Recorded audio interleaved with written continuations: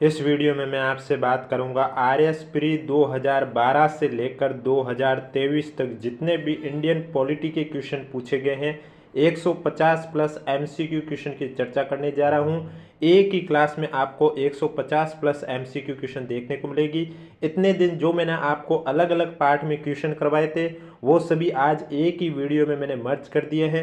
अब आपको एक ही वीडियो में 150 plus MCQ question Indian polity के वे क्वेश्चन देखने को मिलेंगे जो कि आरएस प्री 2012 से लेकर 2023 तक जितने भी पूछे गए उनके बारे में चर्चा करूंगा इस वीडियो में। इसलिए वीडियो को बिना स्किप किए कंप्लीट देखें। वीडियो पसंद आए तो वीडियो को लाइक करें, चैनल जरूर सब्सक्राइब करें। वीडियो पर 1 के लाइक आने पर इसकी पीडीएफ आंसर के साथ आपको हमारे टेलीग्राम चैनल पर देखने को मिलेगी। और इसके अलावा ये जैसे ही आज वीडियो कंप्लीट हो गया, कल मैं आपके लिए आरपीएससी द्वारा 2024 में जितने भी एग्जाम आयोजित हुए हैं उनमें पूछे गए संविधान यानी कि पॉलिटी के जितने भी क्वेश्चन हैं, वो राज्य व्यवस्था के जितने भी क्वेश्चन हैं वो आपको मैं करवाने जाऊंगा। इसलिए चैनल जरूर सब्सक्राइब करें, नोटिफिकेशन भी ऑन रखिए। और पीडीएफ के लिए अगर अभी तक आपने हमारा टेलीग्राम चैनल ज्वाइन नहीं किया है तो लिंक नीचे डिस्क्रिप्शन में दिया हुआ है, आप जाके ज्वाइन कर सकते हो। भारत के संविधान के निम्नलिखित में से कौन सी अनुसूची पहले संवैधानिक संशोधन द्वारा संविधान में जोड़ी गई थी? छठी, 10वीं, 9वीं, 7वीं। तो इसमें आपका राइट आंसर हो जाएगा भारत के संविधान की निम्नलिखित में से 9वीं अनुसूची है वो आपके पहले संवैधानिक संशोधन द्वारा संविधान में जोड़ी गई है, यानी कि करेक्ट आंसर आपका हो जाएगा सी। नेक्स्ट क्वेश्चन है आपके सामने। मेनका गांधीवाद 1978 में उच्चतम न्यायालय के फैसले के बाद अनुच्छेद 21 के न्यायिक निर्वचन के संबंध में त्रुटिपूर्ण कथन को पहचानिए। पहला दे रखा यह भार याचिकाकर्ता पर है कि वो सिद्ध करे कि जिस कानून की प्रक्रिया से उसके जीवन या दैहिक स्वतंत्रता से वंचित किया गया वो स्वेच्छाचारी है। दूसरा दे रखा कानून द्वारा स्थापित प्रक्रिया संयुक्त राज्य अमेरिका में विद्वान उचित प्रक्रिया के मोटे तौर पर समानार्थक है। तीसरा अनुच्छेद 21, 19 व 14 परस्पर अन्य नहीं है। चौथा है जीवन का अधिकार में गरिमा के साथ जीने का अधिकार शामिल है। तो अब आपको इस क्वेश्चन में मेनका गांधीवाद 1978 में उच्चतम न्यायालय के फैसले के बाद जो अनुच्छेद 21 के न्यायिक निर्वचन के संबंध में त्रुटिपूर्ण कथन है वो पहचाना है। तो इसमें त्रुटिपूर्ण कथन है वो पहला है कि यह भार याचिकाकर्ता पर है कि वह सिद्ध करे कि जिस कानून की प्रक्रिया से उसके जीवन या दैहिक स्वतंत्रता से वंचित किया गया वो स्वेच्छाचारी है, यानी कि ए आपका करेक्ट आंसर हो जाएगा। नेक्स्ट क्वेश्चन, राज्यसभा के संबंध में त्रुटिपूर्ण कथन को पहचानिए। डॉक्टर एस राधाकृष्णन राज्यसभा के एकमात्र सभापति हैं जो लगातार 2 कार्यकाल इस पद पर रहे हैं। प्रथम संविधान संशोधन के लिए राज्यसभा का अनुसमर्थन नहीं लिया गया था। वर्तमान में संघ राज्य क्षेत्रों से 8 सदस्य राज्यसभा में निर्वाचित होते हैं। 3 अवसरों पर राज्यसभा और लोकसभा की संयुक्त बैठक आयोजित हुई है। तो राज्यसभा के संबंध में त्रुटिपूर्ण कथन को पहचाना है। तो इसमें आपका जो पहला दे रखा है एस राधाकृष्णन राज्यसभा के एकमात्र सभापति है जो लगातार 2 कार्यकाल इस पद पर रहे हैं, यह कथन आपका त्रुटिपूर्ण है, बाकी सभी सही है, ये आपका करेक्ट आंसर हो जाएगा। नेक्स्ट क्वेश्चन आपके आरपीएससी द्वारा डिलीट करवा दिया गया था। नेक्स्ट क्वेश्चन, वीडियो पसंद आ रहा तो एक बार वीडियो को लाइक कर लीजिए, चैनल भी जरूर सब्सक्राइब कर लीजिए। नेक्स्ट क्वेश्चन में एक साइड आपके निर्देशक सिद्धांत दे रखे हैं और दूसरी साइड अनुच्छेद दे रखे हैं, आपको सुमिलित करके करेक्ट आंसर बताना है। तो सबसे पहले दे रखा है समान न्याय और निःशुल्क कानूनी सहायता कौन से अनुच्छेद में इसका उल्लेख किया गया? तो इसका उल्लेख अनुच्छेद 39A में किया गया है। इसके बाद दे रखा है पर्यावरण की सुरक्षा। पर्यावरण की सुरक्षा का उल्लेख अनुच्छेद 48A में किया गया है। काम करने का अधिकार, काम करने का जो अधिकार है वो अनुच्छेद 41 में उल्लेख किया गया है। और स्मारकों का संरक्षण है अनुच्छेद 49 में उल्लेख किया गया, यानी कि दूसरा, पहला, तीसरा, चौथा करेक्ट आंसर हो जाएगा, बी आपका राइट आंसर हो जाएगा। नेक्स्ट क्वेश्चन है आपके सामने, सूचना का अधिकार अधिनियम की निम्न में से कौन सी धारा केंद्रीय सूचना आयोग के कार्य और शक्तियों से संबंधित नहीं है? 25, 19, 18, 12।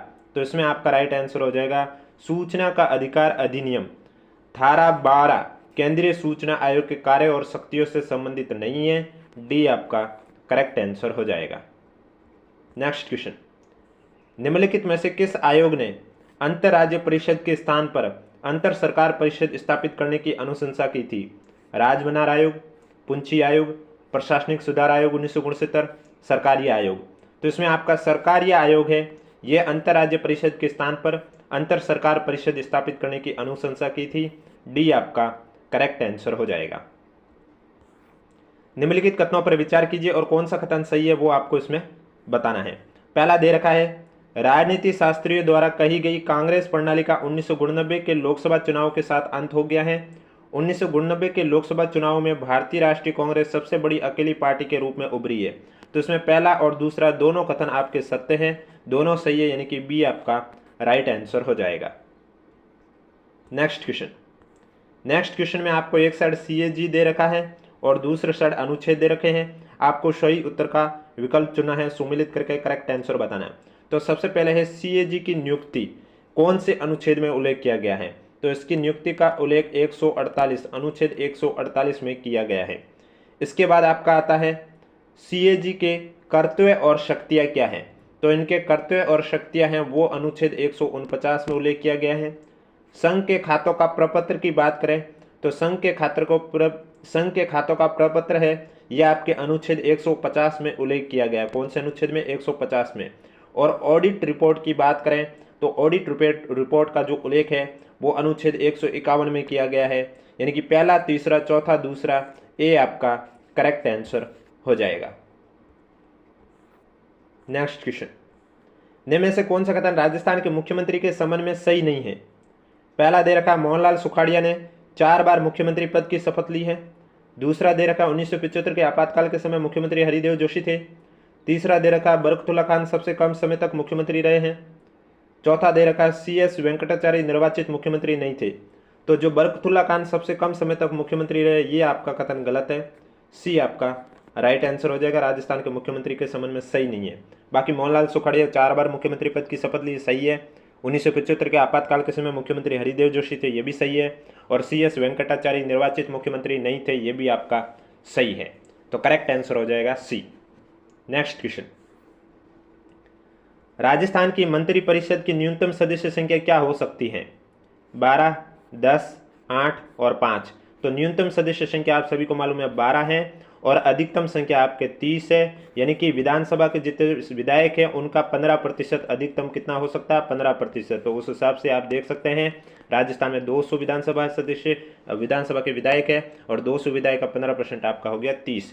तो इसमें आपका करेक्ट आंसर हो जाएगा। यहाँ पर न्यूनतम पूछा है तो ए आपका राइट आंसर हो जाएगा और अगर अधिकतम पूछा जाता तो आपका आंसर होता 30। नेक्स्ट क्वेश्चन, 2022 के राष्ट्रपति के निर्वाचन में राजस्थान विधानसभा के प्रत्येक सदस्य का मत मूल्य था 149, 132, 129, 116।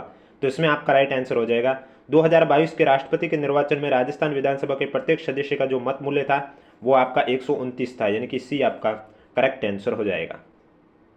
नेक्स्ट क्वेश्चन, संविधान के अनुच्छेद 217 फर्स्ट के अनुसार राजस्थान उच्च न्यायालय के मुख्य न्यायमूर्ति से भिन्न किसी न्यायाधीश की नियुक्ति राष्ट्रपति किसके परामर्श उपरांत करेगा? राजस्थान उच्च न्यायालय के मुख्य न्यायमूर्ति, भारत के महान्यायवादी तथा राजस्थान के राज्यपाल, या फिर राजस्थान के राज्यपाल भारत के मुख्य न्यायमूर्ति तथा राजस्थान उच्च न्यायालय के मुख्य न्यायमूर्ति, या संघ के कानून और न्याय मंत्री तथा राजस्थान के राज्यपाल, या भारत के मुख्य न्यायमूर्ति तथा राजस्थान के राज्यपाल।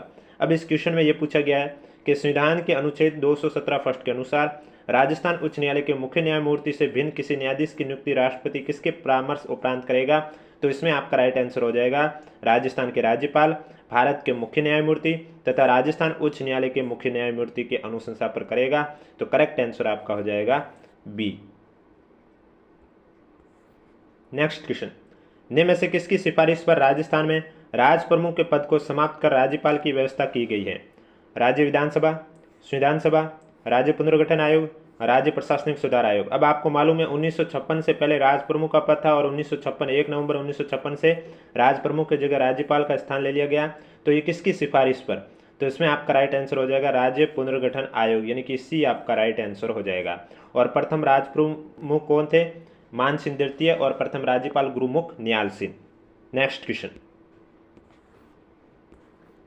किस संविधान संशोधन अधिनियम द्वारा ग्राम सेवक को ग्राम विकास अधिकारी से प्रतिस्थापित किया गया है? यानी कि पहले ग्राम सेवक कहा जाता था, अब उन्हें वीडियो कहा जाता है। तो ये कौन से अधिनियम द्वारा? आपके पास ऑप्शन है राजस्थान पंचायती राज अधिनियम 2015, राजस्थान पंचायती राज अधिनियम 2017, राजस्थान पंचायती राज अधिनियम 2019 या राजस्थान पंचायती राज अधिनियम 2021। तो इसमें आपका राइट आंसर हो जाएगा राजस्थान पंचायती राज अधिनियम 2021 द्वारा ग्राम सेवक को ग्राम विकास अधिकारी से प्रतिस्थापित किया गया है। डी आपका करेक्ट आंसर हो जाएगा। नेक्स्ट क्वेश्चन, राजस्थान लोक सेवा आयोग के संबंध में निम्नलिखित कथनों पर विचार कीजिए। यानी कि यहाँ पूछा जा रहा है आरपीएससी के बारे में। पहला दे रखा कि आयोग के अध्यक्ष और सदस्य राजस्थान के राज्यपाल द्वारा नियुक्त होते हैं। आयोग के अध्यक्ष या कोई अन्य सदस्य केवल राष्ट्रपति की आज्ञा से अपने पद से हटाए जा सकते हैं। तो इसमें आपका दोनों कथन सही है। यानी कि आयोग के अध्यक्ष और सदस्य को नियुक्त तो राज्यपाल करते हैं, लेकिन हटा राज्यपाल नहीं सकते हैं।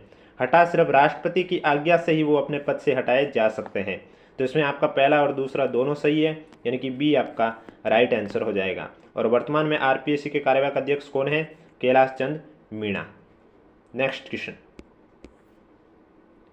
तहसीलदार की नियुक्ति होती है संघ लोक सेवा आयोग द्वारा, कर्मचारी चयन आयोग द्वारा, राजस्थान लोक सेवा आयोग द्वारा या रासो मंडल द्वारा? तो तहसीलदार की नियुक्ति रासो मंडल द्वारा होती है। डी आपका करेक्ट आंसर हो जाएगा। नेक्स्ट क्वेश्चन, 2014 में नरपत मल की अध्यक्षता में गठित समिति निम्न में से किस विषय से संबंधित है? पंचायती राज, मानवाधिकार, राज्यपाल, लोकायुक्त? तो आपका राइट आंसर हो जाएगा 2014 में नरपत मल की अध्यक्षता में जो गठित समिति है वो लोकायुक्त विषय से संबंधित थी। डी आपका राइट आंसर हो जाएगा। और अगर अभी तक वीडियो को लाइक नहीं किया तो एक बार वीडियो को लाइक कर लीजिए, चैनल भी जरूर सब्सक्राइब कर लीजिए, क्योंकि वीडियो पर 1 के लाइक आने पर इसकी पीडीएफ आंसर के साथ आपको हमारे टेलीग्राम चैनल पर देखने को मिलेगी, जिसमें आपको ओनली ऑन पॉलिटी के क्वेश्चन देखने को मिल रहे हैं इस वीडियो में। और इसका पार्ट 2 कल इसी समय इसी यूट्यूब चैनल पर आएगा, इसलिए चैनल जरूर सब्सक्राइब करें। और ये डेली क्लास आपको इसी समय इस यूट्यूब चैनल पर देखने को मिलेगी। नेक्स्ट क्वेश्चन है आपके सामने, राजस्थान के राज्य निर्वाचन आयोग के संबंध में निम्नलिखित कथनों पर विचार कीजिए। पहला दे रखा है भारत के संविधान के अनुच्छेद 243 के अधीन जुलाई 1994 में इसका गठन किया गया है। दूसरा दे रखा राज्य निर्वाचन आयुक्त के प्रधानत्व में यह एक सदस्यीय आयोग है। तो इसमें आपका पहला और दूसरा दोनों कथन सत्य हैं, यानी कि बी आपका राइट आंसर हो जाएगा कि भारत के संविधान के अनुच्छेद 243 के अधीन जुलाई 1994 में गठन किया गया राज्य निर्वाचन आयोग का, और राज्य निर्वाचन आयोग के प्रधानत्व में ये एक सदस्यीय आयोग है। नेक्स्ट क्वेश्चन है, अप्रैल 2023 में राज्य सरकार द्वारा राजस्थान राज्य सूचना आयोग की एक पीठ की स्थापना किस शहर में किया जाना स्वीकृत किया गया है? अजमेर में, कोटा में, जोधपुर में, उदयपुर में? तो इसमें आपका राइट आंसर हो जाएगा अप्रैल 2023 में राज्य सरकार द्वारा राजस्थान राज्य सूचना आयोग की एक पीठ की स्थापना जोधपुर में किए जाने की स्वीकृत की गई है, यानी कि करेक्ट आंसर आपका हो जाएगा सी। नेक्स्ट क्वेश्चन, निम्नलिखित में से किस योजना का संबंध इस नारे से है कि कोई भूखा न सोए? बाल गोपाल योजना, इंदिरा गांधी रोजगार गारंटी योजना, अन्नपूर्णा फूड पैकेट योजना, इंदिरा रसोई योजना? तो इसमें आपका राइट आंसर हो जाएगा इंदिरा रसोई योजना। डी आपका करेक्ट आंसर हो जाएगा। नेक्स्ट क्वेश्चन, राजस्थान राज्य मानव अधिकार आयोग के संबंध में निम्नलिखित कथनों पर विचार कीजिए। पहला है मानव अधिकार संरक्षण अधिनियम 2006 के प्रावधानुसार आयोग में एक अध्यक्ष और 4 सदस्य हैं। वर्तमान में न्यायमूर्ति गोपाल कृष्ण व्यास इसके अध्यक्ष हैं। अब अभी के अकॉर्डिंग देखा जाए तो दोनों कथन गलत है, क्योंकि वर्तमान में इसके जो न्यायमूर्ति गंगाराम मूलचंदानी है वो इसके अध्यक्ष है। लेकिन ये पेपर आपका 2023 वाला था, उस समय गोपाल कृष्ण व्यास सही था, तो उस समय के हिसाब से तो सेकंड कथन ही सही है। लेकिन हम अभी के अकॉर्डिंग चलेंगे तो यहाँ हमारे दोनों कथन गलत है, क्योंकि वर्तमान में गंगाराम मूलचंदानी आपके इसके अध्यक्ष हैं। और आयोग में एक अध्यक्ष और 4 नहीं 2 सदस्य होते हैं। अगर 2 सदस्य लिखा होता तो कथन सत्य होता, लेकिन यहाँ पर 4 लिखा हुआ, इसलिए ये गलत है। नेक्स्ट क्वेश्चन, भारत के उच्चतम न्यायालय के मुख्य न्यायमूर्ति का सही क्रम कौन सा है? BP Sinha, PB Gajendra, SR Das, KG Balakrishna, SH Kapadia, HL Dattu, Ranjan Gogoi, NV Raman, Deepak Mishra, HL Dattu, TS Thakur, Jagdish Singh Khehar? तो सुप्रीम कोर्ट के मुख्य न्यायमूर्ति का जो सही क्रम है वो आपका डी हो जाएगा, एचएल दत्तू, टीएस ठाकुर और जगदीश सिंह खेर। डी आपका करेक्ट आंसर हो जाएगा। नेक्स्ट क्वेश्चन, राज्य विधान परिषद के उत्साधन के लिए राज्य विधानसभा द्वारा संविधान के अनुच्छेद 169 के अंतर्गत स्वीकृत संकल्प के बारे में निम्नलिखित में से कौन सा कथन सही है? राज्यपाल पर बाध्यता अधिरोपित करता है कि वह संकल्प को राष्ट्रपति के विचार हेतु आरक्षित करें। केंद्र सरकार पर कोई बाध्यता अधिरोपित नहीं करता है कि वह संसद में विधि निर्माण हेतु कार्रवाई करें। राज्यपाल पर कोई बाध्यता अधिरोपित नहीं करता है कि वो संकल्प को राष्ट्रपति के विचार हेतु आरक्षित करें। या केंद्र सरकार पर बाध्यता अधिरोपित करता है कि वो संसद में विधि निर्माण हेतु कार्रवाई करें। तो इसमें जो आपका राइट आंसर हो जाएगा वो हो जाएगा बी, जो कि कथन आपका सत्य है, केंद्र सरकार पर कोई बाध्यता अधिरोपित नहीं करता है कि वह संसद में विधि निर्माण हेतु कार्यवाही करे। बी आपका करेक्ट आंसर हो जाएगा। नेक्स्ट क्वेश्चन, राजस्थान विधानसभा के प्रक्रिया तथा कार्य संचालन संबंधी नियमों के अनुसार निम्नलिखित में से कौन से विभाग के प्राक्कलन समिति क के नियंत्रणाधीन नहीं है? सार्वजनिक निर्माण विभाग, गृह विभाग, शिक्षा विभाग या वित्त विभाग? तो इसमें आपका गृह विभाग के अधीन नहीं है। बी आपका करेक्ट आंसर हो जाएगा। बाकी सार्वजनिक निर्माण विभाग, शिक्षा विभाग और वित्त विभाग के नियंत्रण के अधीन है। नेक्स्ट क्वेश्चन, राजस्थान लोक सेवा आयोग यानी कि आरपीएससी अपने कार्य का वार्षिक प्रतिवेदन प्रस्तुत करता है विधानसभा अध्यक्ष के समक्ष, राष्ट्रपति के समक्ष, राज्यपाल के समक्ष, मुख्य सचिव के समक्ष? तो राज्यपाल के समक्ष आरपीएससी अपने कार्य का वार्षिक प्रतिवेदन प्रस्तुत करता है। सी आपका करेक्ट आंसर हो जाएगा।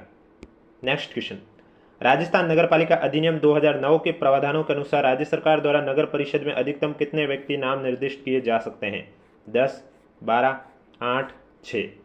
तो राजस्थान नगरपालिका अधिनियम 2009 के प्रावधानों के अनुसार राज्य सरकार द्वारा नगर परिषद में अधिकतम 8 व्यक्ति नाम निर्दिष्ट किए जा सकते हैं। सी आपका करेक्ट आंसर हो जाएगा।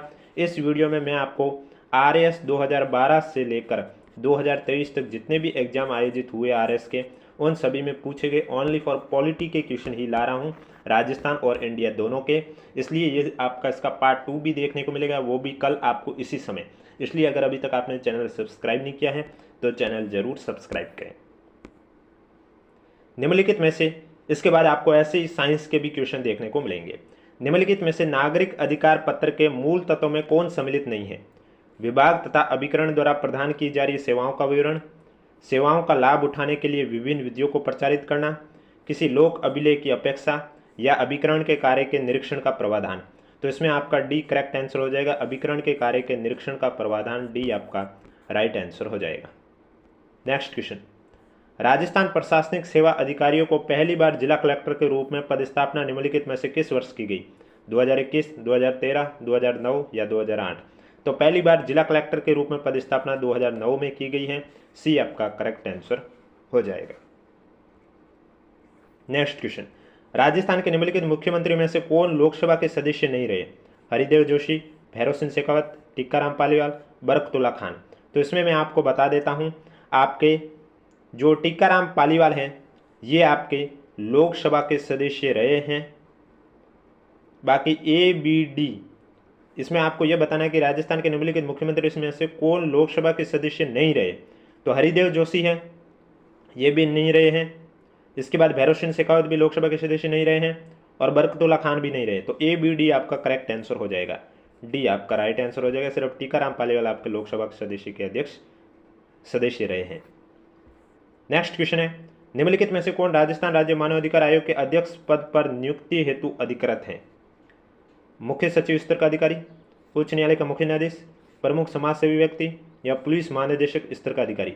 तो राजस्थान राज्य मानवाधिकार आयोग के अध्यक्ष पद पर उच्च न्यायालय का मुख्य न्यायाधीश नियुक्ति हेतु अधिकृत हैं। बी आपका करेक्ट आंसर हो जाएगा। नेक्स्ट क्वेश्चन, राजस्थान पंचायती राज अधिनियम 1994 की किस धारा को संशोधित कर ग्राम सेवक के स्थान पर ग्राम विकास अधिकारी अभिव्यक्ति को प्रतिस्थापित किया गया है?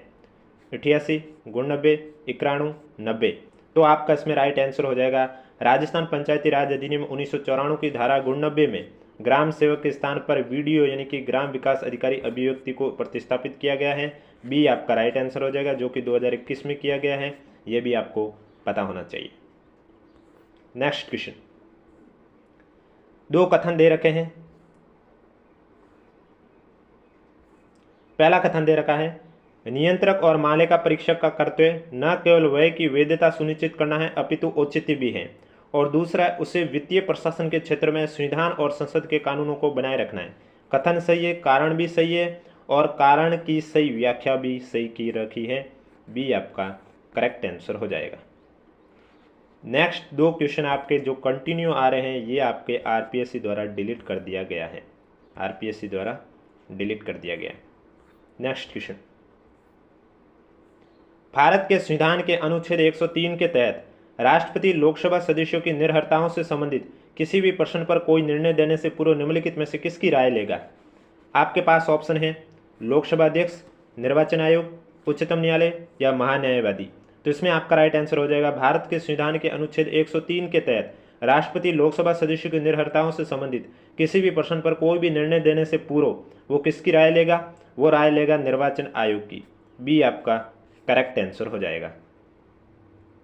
नेक्स्ट क्वेश्चन, राष्ट्रीय न्यायिक नियुक्ति आयोग से संबंधित कौन से संविधान संशोधन अधिनियम को उच्चतम न्यायालय की संविधान पीठ ने असंवैधानिक घोषित कर दिया था? 98वें संविधान संशोधन अधिनियम, 97वें संविधान संशोधन अधिनियम, 99वें संविधान संशोधन अधिनियम या 100वां संविधान संशोधन अधिनियम?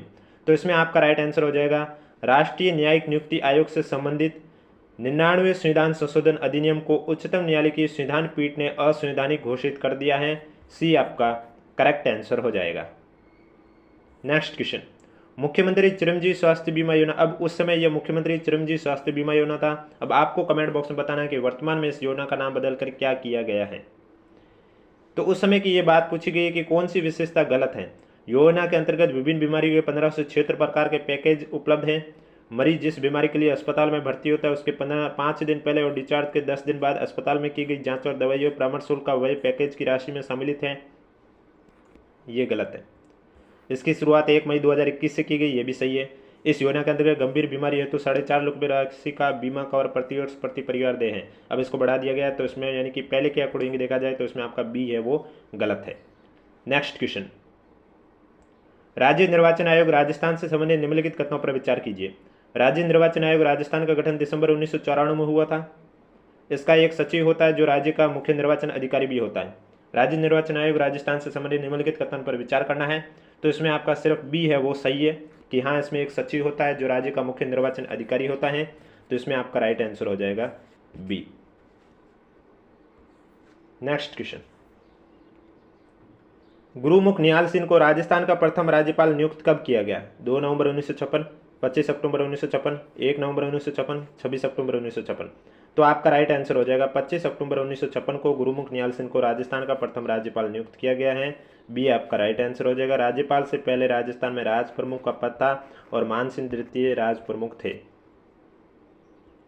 नेक्स्ट क्वेश्चन, संविधान में मूल कर्तव्य को जिस सिफारिश पर सम्मिलित किया गया वो है स्वर्ण सिंह समिति, शाह आयोग, प्रशासनिक सुधार आयोग, संथानम समिति?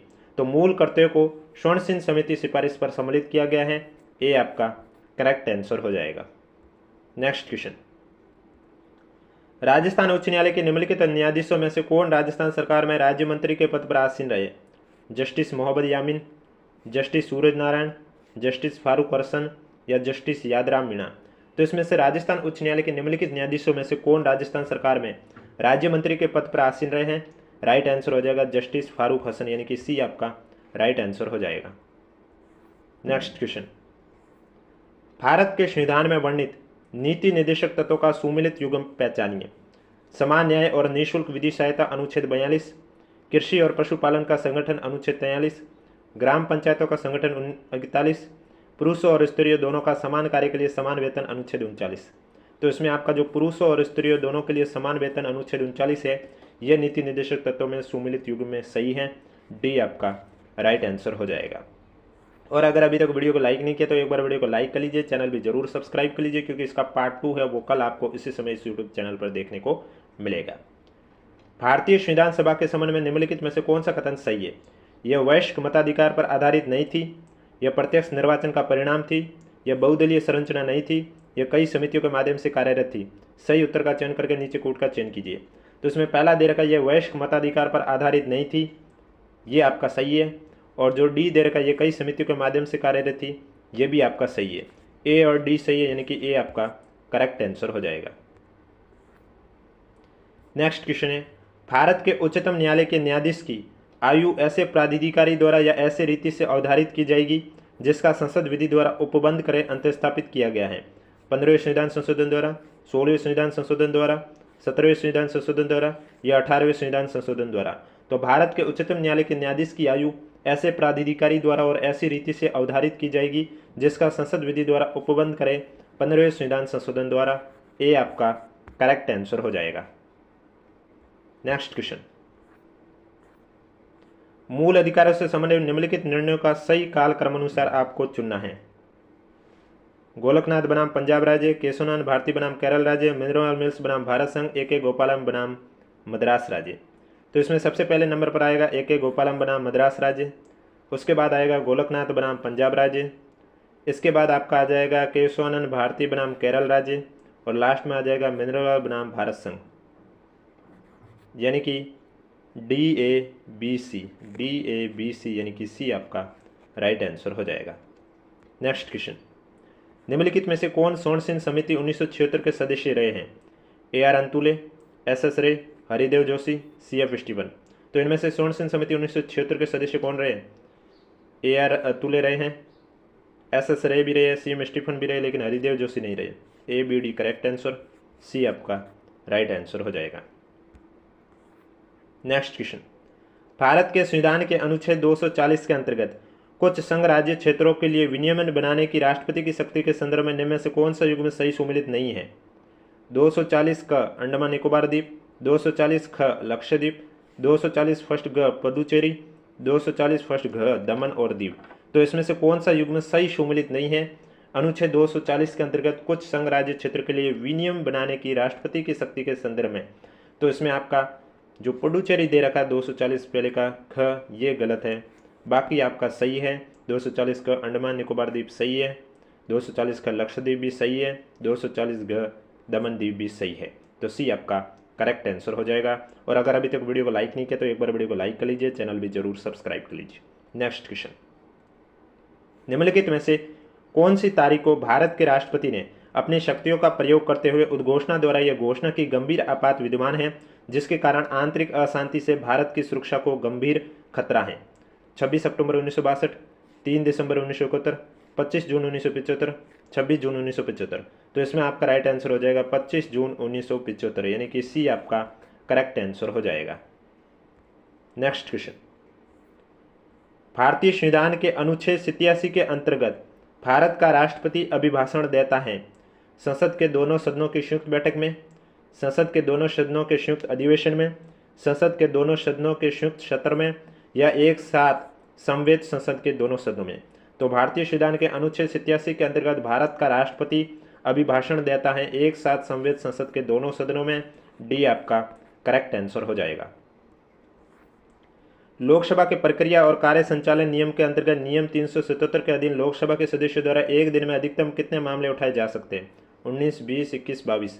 तो कार्य संचालन नियम के अंतर्गत नियम 377 के अधीन लोकसभा के सदस्यों द्वारा एक दिन में जो मामले उठाए जा सकते हैं वो है आपके 20 मामले, यानी कि बी आपका करेक्ट आंसर हो जाएगा। नेक्स्ट क्वेश्चन, निम्नलिखित में से कौन सी भारतीय संसद की वित्तीय समितियां हैं? प्राक्कलन समिति, लोक लेखा समिति, लोक उपक्रम समिति, संसद सदस्य के वेतन और भत्तों संबंधी संयुक्त समिति। सही उत्तर का चयन करना है। तो इसमें आपके पहली, दूसरी, तीसरी है यह भारतीय संसद की वित्तीय समिति है, यानी कि लोक उपक्रम, लोक लेखा और प्राक्कलन समिति। सी आपका राइट आंसर हो जाएगा। नेक्स्ट क्वेश्चन, भारत के नियंत्रक और महालेखा परीक्षक को उसके पद से हटाए जाने की प्रक्रिया निम्नलिखित में से किसके समान है? लोकसभा अध्यक्ष, भारत का महान्यायवादी, उच्चतम न्यायालय का न्यायाधीश, संघ लोक सेवा आयोग का अध्यक्ष। तो भारत के नियंत्रक और महालेखा परीक्षक को उसके पद से हटाए जाने की प्रक्रिया है वो आपके निम्नलिखित में से किसके समान है? तो आपका राइट आंसर हो जाएगा उच्चतम न्यायालय के न्यायाधीश के समान है। सी आपका करेक्ट आंसर हो जाएगा। नेक्स्ट क्वेश्चन, केंद्रीय सत्कर्ता आयोग की स्थापना किसकी अनुशंसा पर की गई है? गोरवाला प्रतिवेदन, करपलानी समिति, संथानम समिति, भारतीय प्रशासनिक सुधार आयोग। तो केंद्रीय सत्कर्ता आयोग की स्थापना है वो आपके संथानम समिति की अनुशंसा पर की गई है। सी आपका करेक्ट आंसर हो जाएगा। इसका पार्ट 2 आपको कल इसी समय इस यूट्यूब चैनल पर देखने को मिलेगा, इसलिए अगर अभी तक आपने चैनल सब्सक्राइब नहीं किया तो चैनल जरूर सब्सक्राइब करें। जनहित याचिका की अवधारणा की शुरुआत किस देश में हुई है? कनाडा, संयुक्त राज्य अमेरिका, यूनाइटेड किंगडम, ऑस्ट्रेलिया। तो आपका राइट आंसर हो जाएगा संयुक्त राज्य अमेरिका की अवधारणा की शुरुआत, जनहित याचिका की अवधारणा की शुरुआत संयुक्त राज्य अमेरिका देश में हुई है। बी आपका करेक्ट आंसर हो जाएगा। नेक्स्ट क्वेश्चन, निम्नलिखित में से कौन सी शब्दावली सूचना का अधिकार अधिनियम 2005 की उद्देशिका में उल्लेखित है? सूचना की पारदर्शिता, सूचना का प्रकटन, समसूचित नागरिकता, लोकतांत्रिक आदर्श की प्रभुता। सही उत्तर का चयन कीजिए नीचे दिए गए कूट में। तो इसमें आपका सूचना की पारदर्शिता, सूचना का प्रकटन, समसूचित नागरिकता और लोकतांत्रिक आदर्श की प्रभुता, ये सभी शब्दावलियां सूचना अधिकार अधिनियम 2005 की उद्देशिका में उल्लेखित है, यानी कि डी आपका राइट आंसर हो जाएगा। ए, बी, सी, डी सभी सही है। लेखक पुस्तकों का एक क्वेश्चन बीच में आ गया, इसका मैं आपको डायरेक्ट आंसर बता देता हूँ। सी आपका राइट आंसर हो जाएगा। दूसरा, चौथा, पहला, तीसरा फिर भी आपको मैं बता देता हूँ। आपका क्वेश्चन है कॉन्स्टिट्यूशन से संबंधित है। तो सबसे पहले आपको पूछा गया है, एक साइड लेखक और दूसरी साइड पुस्तकें दे रखी हैं, उन पुस्तकों के ऑथर कौन है वो आपको सम्मिलित करके इसमें करेक्ट आंसर बताना है। तो पहला दे रखा है नाम अतुल कोहली। अतुल कोहली की बात करें तो अतुल कोहली आपका हो जाएगा कौन सी पुस्तक? अतुल कोहली की पुस्तक हो जाएगी the success of India's democracy, यानी कि सी। इसके बाद आपका दे रखा है सी नहीं बी, 2 नंबर पे B, Granville Austin. Granville Austin की हो जाएगी a working a democratic constitution a history of the Indian experience, यानी कि आपका हो जाएगा डी। फिर दे रखा है पेंड्रेल मून, इनकी पुस्तक है डिवाइड एंड किट। और एलन ग्लेडिल की पुस्तक है the republic of India development of its laws in constitution, यानी कि ये पॉलिटी का ही क्वेश्चन है, ऑथर और उनके लेखक का पूछा है। सी आपका करेक्ट आंसर हो जाएगा इसमें। नेक्स्ट क्वेश्चन, भारतीय संविधान के अनुच्छेद 368(2) के उपबंधों के तहत यदि कोई विधेयक भारत की संसद द्वारा पारित होने के बाद राजस्थान विधानसभा के पास संकल्प द्वारा अनुसमर्थन के लिए आता है तो विधानसभा संकल्प पारित कर सकती है, विधानसभा संकल्प अस्वीकार कर सकती है, ऐसे संकल्प में कोई संशोधन प्रस्तावित नहीं किया जा सकता है। सही उत्तर का चयन करके नीचे दिए गए कूट का आंसर बताइए। तो भारत के संविधान के अनुच्छेद 368(2) के उपबंधों के तहत यदि कोई विधेयक भारत की संसद द्वारा पारित होने के बाद राजस्थान विधानसभा के पास संकल्प द्वारा अनुसमर्थन के लिए आता है तो विधानसभा संकल्प पारित कर भी सकती है, विधानसभा संकल्प को अस्वीकार भी कर सकती है, और ऐसे संकल्प में कोई संशोधन प्रस्तावित नहीं किया जा सकता है। ए बी सी आपका तीनों ही सही है, यानी कि डी आपका करेक्ट आंसर हो जाएगा। नेक्स्ट क्वेश्चन, निम्नलिखित में से कौन सा अधिनियम राजस्थान में ग्राम सभा की संयुक्त बैठकों का प्रावधान करता है? राजस्थान पंचायती राज अधिनियम 1994, राजस्थान पंचायती राज अधिनियम 1996, राजस्थान पंचायती राज अधिनियम 1999 या राजस्थान पंचायती राज अधिनियम 2011। तो राजस्थान में ग्राम सभा की संयुक्त बैठकों का जो प्रावधान है वो राजस्थान पंचायती राज अधिनियम 2011 करता है, यानी कि डी आपका करेक्ट आंसर हो जाएगा। नेक्स्ट क्वेश्चन, निम्नलिखित में से कौन से मुख्यमंत्री राजस्थान विधानसभा में नेता प्रतिपक्ष के पद पर नहीं रहे? वो मुख्यमंत्री बताने हैं हरिदेव जोशी, शिवचरण माथुर, अशोक गहलोत और वसुंधरा राजे में से बात करें आपको तो शिवचरण माथुर और अशोक गहलोत ये दोनों सीएम आपके राजस्थान में विधानसभा में नेता प्रतिपक्ष के पद पर नहीं रहे हैं। इसका मतलब हरिदेव जोशी और वसुंधरा राजे तो रहे हैं। तो करेक्ट आंसर आपका हो जाएगा बी। और अगर अभी तक वीडियो को लाइक नहीं किया तो एक बार वीडियो को लाइक कर लीजिए, चैनल भी जरूर सब्सक्राइब कर लीजिए। नेक्स्ट क्वेश्चन, निम्न में से किन पदाधिकारी के खिलाफ शिकायत प्राप्त होने पर लोकायुक्त राजस्थान द्वारा जांच नहीं की जा सकती है? पंचायत समितियों के प्रधान, उप प्रधान, पंचायत समितियों की स्थायी समितियों के अध्यक्ष, सरपंच और पंच, जिला परिषद का उप प्रमुख। तो सरपंच और पंच की खिलाफ शिकायत प्राप्त होने पर लोकायुक्त राजस्थान द्वारा जांच नहीं की जा सकती है। सी आपका राइट आंसर हो जाएगा। अब लोकायुक्त राजस्थान द्वारा पंचायत समितियों के प्रधान, उप प्रधान, पंचायत समितियों के स्थायी समितियों के अध्यक्ष और जिला परिषद के उप प्रमुख के खिलाफ शिकायत प्राप्त होने पर वो जांच कर सकते हैं। नेक्स्ट क्वेश्चन, निम्नलिखित में से कौन सा कथन राजस्थान राज्य मानव अधिकार के आयोग के संबंध में सही है? सही उत्तर का चयन करना है कि कौन सा कथन आपका सही है। तो पहला दे रखा है इसका गठन राजस्थान सरकार की 18 जनवरी 1999 की एक अधिसूचना द्वारा हुआ है। यह आयोग मार्च 2000 से क्रियाशील है। मानव अधिकार संरक्षण अधिनियम 2006 के अनुसार आयोग में एक अध्यक्ष 3 सदस्यों का प्रावधान किया गया है। इसके भूतपूर्व अध्यक्षों में से एक उच्चतम न्यायालय के सेवानिवृत्त न्यायाधीश रहे हैं। इनमें से आपका जो सी दे रखा है ये गलत है। बाकी इसका गठन सही है कि भाई 18 जनवरी 1999 की एक अधिसूचना द्वारा की गई है। ये आयोग मार्च 2000 से क्रियाशील हुआ, ये भी सही है। मानव अधिकार संरक्षण में यहाँ पर कहा गया एक अध्यक्ष 3 सदस्य, वहाँ 3 नहीं होते 2 सदस्य होते हैं। जैसे कि मैंने पहले भी बताया वर्तमान में गंगाराम मूलचंदन इसके अध्यक्ष हैं और अध्यक्ष इसका जो होता है वो एक उच्चतम न्यायालय का सेवानिवृत्त न्यायाधीश रहे हैं, ये भी सही है। तो इन्हें ए बी डी सही है, सी गलत है। अब यहाँ आपको बताना है कि सही कथन कौन सा, तो ए बी डी सही है, ए बी डी सही है, यानी कि बी आपका करेक्ट आंसर हो जाएगा। नेक्स्ट क्वेश्चन, उच्चतम न्यायालय के निम्नलिखित न्यायाधीशों में से कौन राजस्थान उच्च न्यायालय में न्यायाधीश नहीं रहे?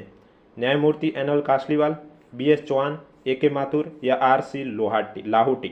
तो इसमें से आर सी लाहौटी है, ये अभी तक राजस्थान उच्च न्यायालय में न्यायाधीश नहीं रहे हैं, बाकी सभी आपके राजस्थान उच्च न्यायालय में भी न्यायाधीश रहे हैं। डी आपका राइट आंसर हो जाएगा। नेक्स्ट क्वेश्चन, निम्न में से कौन राजस्थान विधानसभा के प्रोटेम अध्यक्ष, उपाध्यक्ष, अध्यक्ष, प्रोटेम अध्यक्ष, अध्यक्ष और उपाध्यक्ष तीनों रह चुके हैं? पूनम चंद बिश्नोई, निरंजन नाथ आचार्य, शांतिलाल चपलोत, परसराम मदरेणा। तो इसमें आपका जो पूनम चंद बिश्नोई हैं ये आपके राजस्थान विधानसभा के प्रोटेम अध्यक्ष भी रह चुके हैं, राजस्थान विधानसभा के अध्यक्ष भी रह चुके हैं और राजस्थान विधानसभा के उपाध्यक्ष भी रह चुके हैं। कौन? पूनम चंद बिश्नोई। तो करेक्ट आंसर आपका कौन सा हो जाएगा? करेक्ट आंसर आपका हो जाएगा ए। नेक्स्ट क्वेश्चन, संविधान में मौलिक कर्तव्यों को कब सम्मिलित किया गया? 1975, 1976, 1978, 1979। तो मौलिक कर्तव्यों की बात करें तो संविधान में मौलिक कर्तव्यों को सम्मिलित कब किया गया है? 1976 में। कब सम्मिलित किया गया है? 42वें संविधान संशोधन 1976 द्वारा संविधान में मौलिक कर्तव्यों को सम्मिलित किया गया है। कौन सी समिति की अध्यक्षता में संविधान में मौलिक कर्तव्यों को सम्मिलित किया गया है? तो उस समिति की बात कर देता हूं, सरदार स्वर्ण सिंह समिति की अध्यक्षता में। कौन सी समिति? सरदार स्वर्ण सिंह समिति की अध्यक्षता में। यह भी क्वेश्चन आपको एग्जाम में देखने को मिल सकता है कि मौलिक कर्तव्यों को संविधान में कौन सी समिति के शामिल किया गया है? सरदार स्वर्ण सिंह की अध्यक्षता में। और संविधान के कौन से भाग में से ऐड किया गया है मौलिक कर्तव्यों को? संविधान के भाग 4 और अनुच्छेद 51 क में मौलिक कर्तव्यों को सम्मिलित किया गया है। नेक्स्ट क्वेश्चन है आपके सामने, केंद्रीय सूचना आयुक्त का कार्यकाल कितना होता है? 5 वर्ष 62 वर्ष, 6 वर्ष या 65 वर्ष, 5 वर्ष या 65 वर्ष, 6 वर्ष या 62 वर्ष।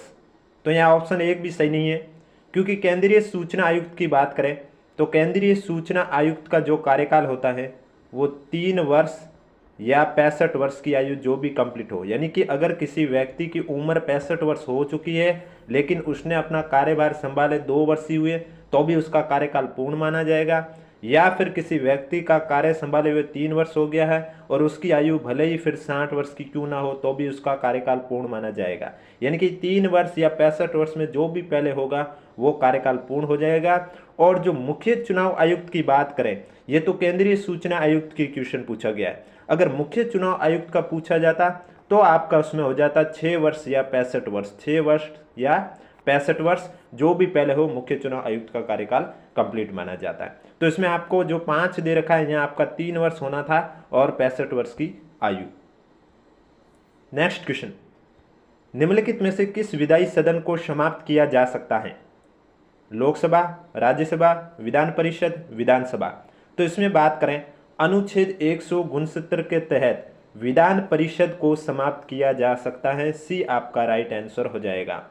और विधान परिषद को समाप्त भी किस आधार पर किया जा सकता है कि विधान परिषद को समाप्त करने के लिए जो प्रस्ताव है वो विधानसभा को पारित करना होता है। और वो प्रस्ताव पारित करने के लिए आपको मैं बता देता हूँ बहुमत कितना होना चाहिए। सदन की कुल सदस्य संख्या का 2/3 बहुमत से ही पारित होना चाहिए, तभी विधान परिषद को समाप्त किया जा सकता है, अन्यथा समाप्त नहीं किया जा सकता है। तो आपका राइट आंसर हो जाएगा सी कि विधान परिषद को समाप्त किया जा सकता है। और वीडियो पसंद आ रहा है तो एक बार वीडियो को लाइक कर लीजिए, चैनल जरूर सब्सक्राइब कर लीजिए, क्योंकि इसका पार्ट 3 आपको कल इसी समय इस यूट्यूब चैनल पर देखने को मिलेगा।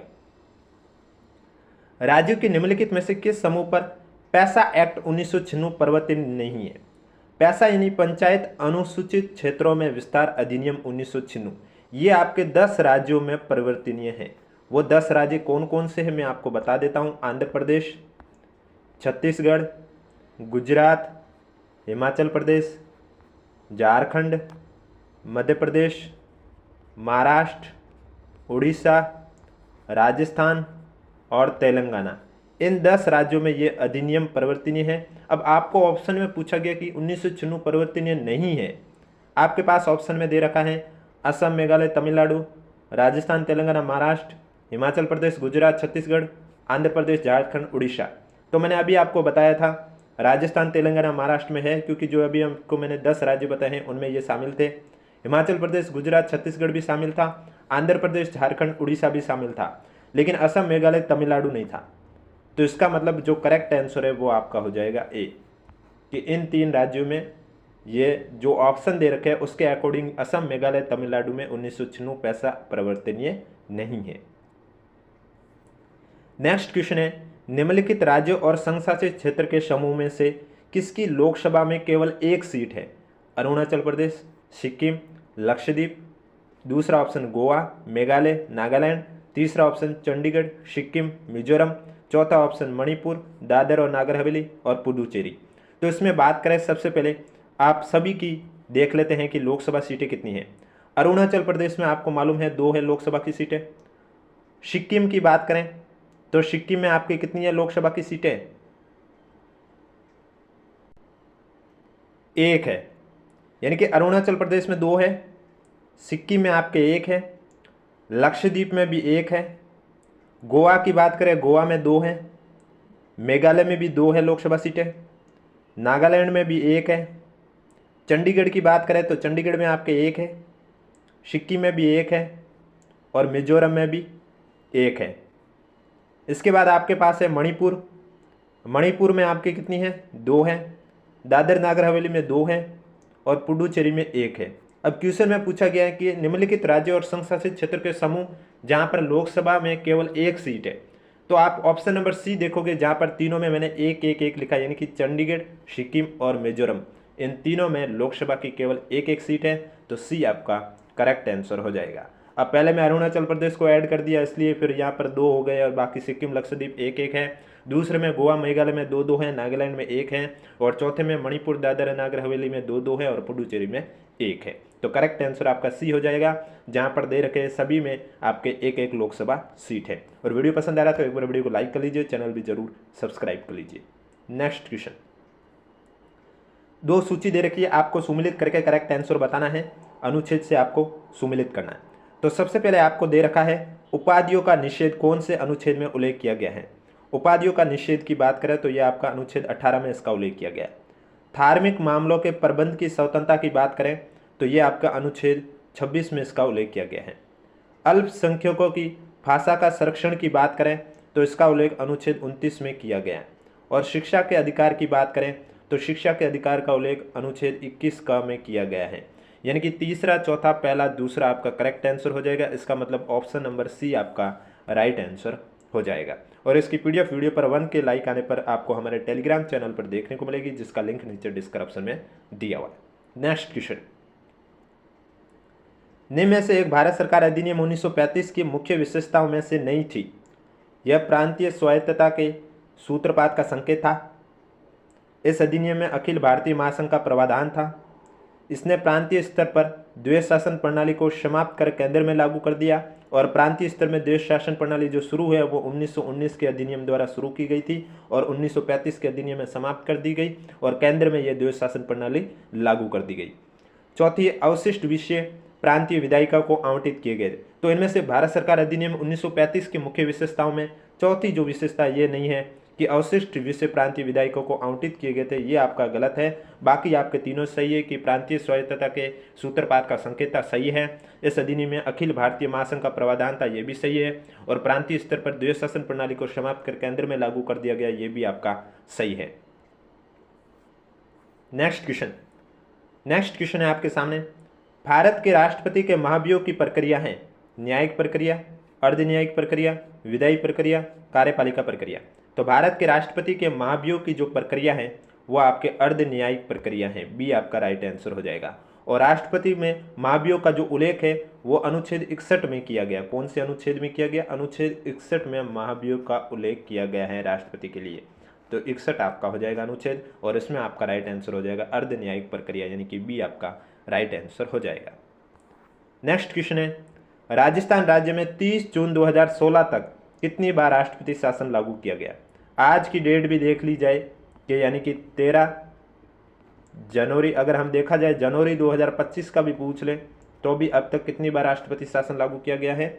आपके पास ऑप्शन है 5 बार, 3 बार, 6 बार या 4 बार। तो राइट आंसर हो जाएगा अब तक, आज की डेट तक इसमें राष्ट्रपति शासन 4 बार लागू किया गया। वो 4 बार कब कब लागू किया गया है तो मैं आपको बता देता हूँ। सबसे पहले 1967 में, उसके बाद 10 साल बाद 1977 में, उसके बाद 1980 में और चौथा आपके 1992 में लागू किया गया। यानी कि इसमें राइट आंसर आपका हो जाएगा डी। नेक्स्ट क्वेश्चन,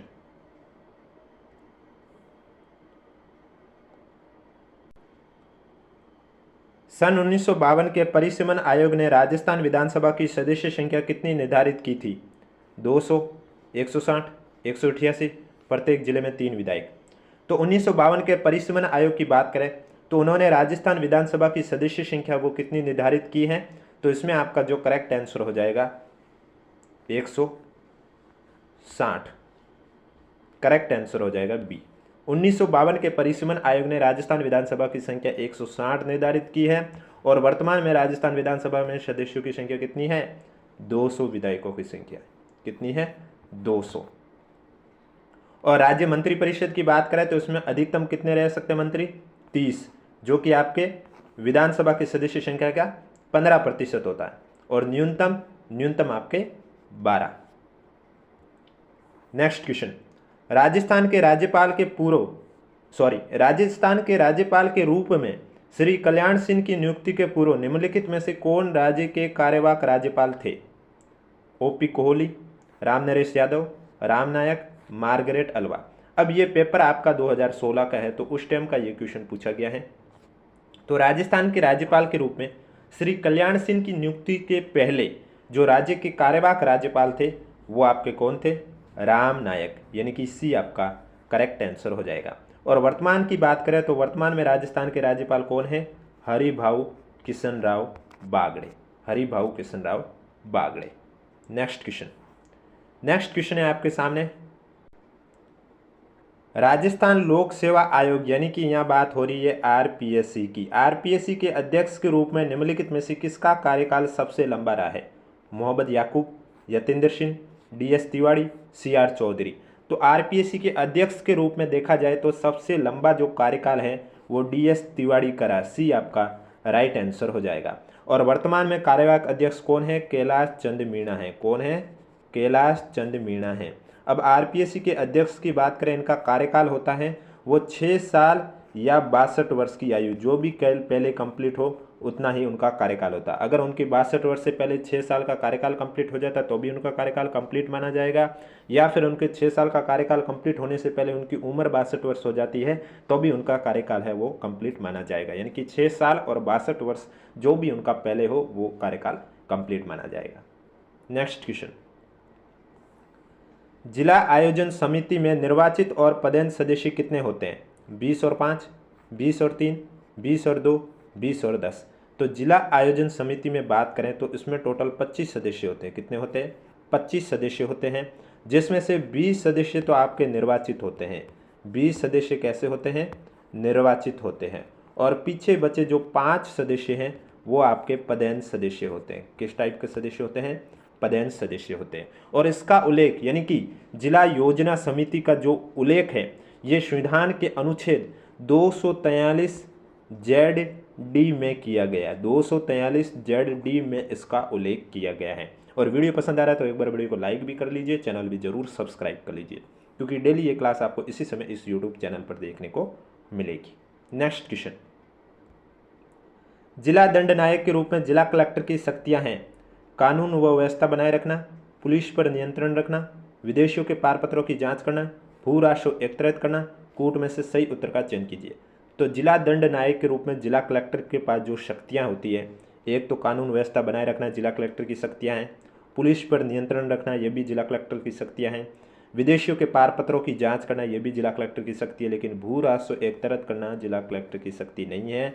ABC आपका करेक्ट आंसर हो जाएगा, यानी कि ए आपका राइट आंसर हो जाएगा। नेक्स्ट क्वेश्चन में सही उत्तर को चुनना है कि राजस्थान के राज्यपाल कुलाधिपति होते हैं, यानी कि राज्य के जो राज्यपाल कुलाधिपति किसके होते हैं? पहला ऑप्शन है सभी राज्य विश्वविद्यालय के। क्या सभी राज्य विश्वविद्यालय के ये कुलाधिपति होते हैं?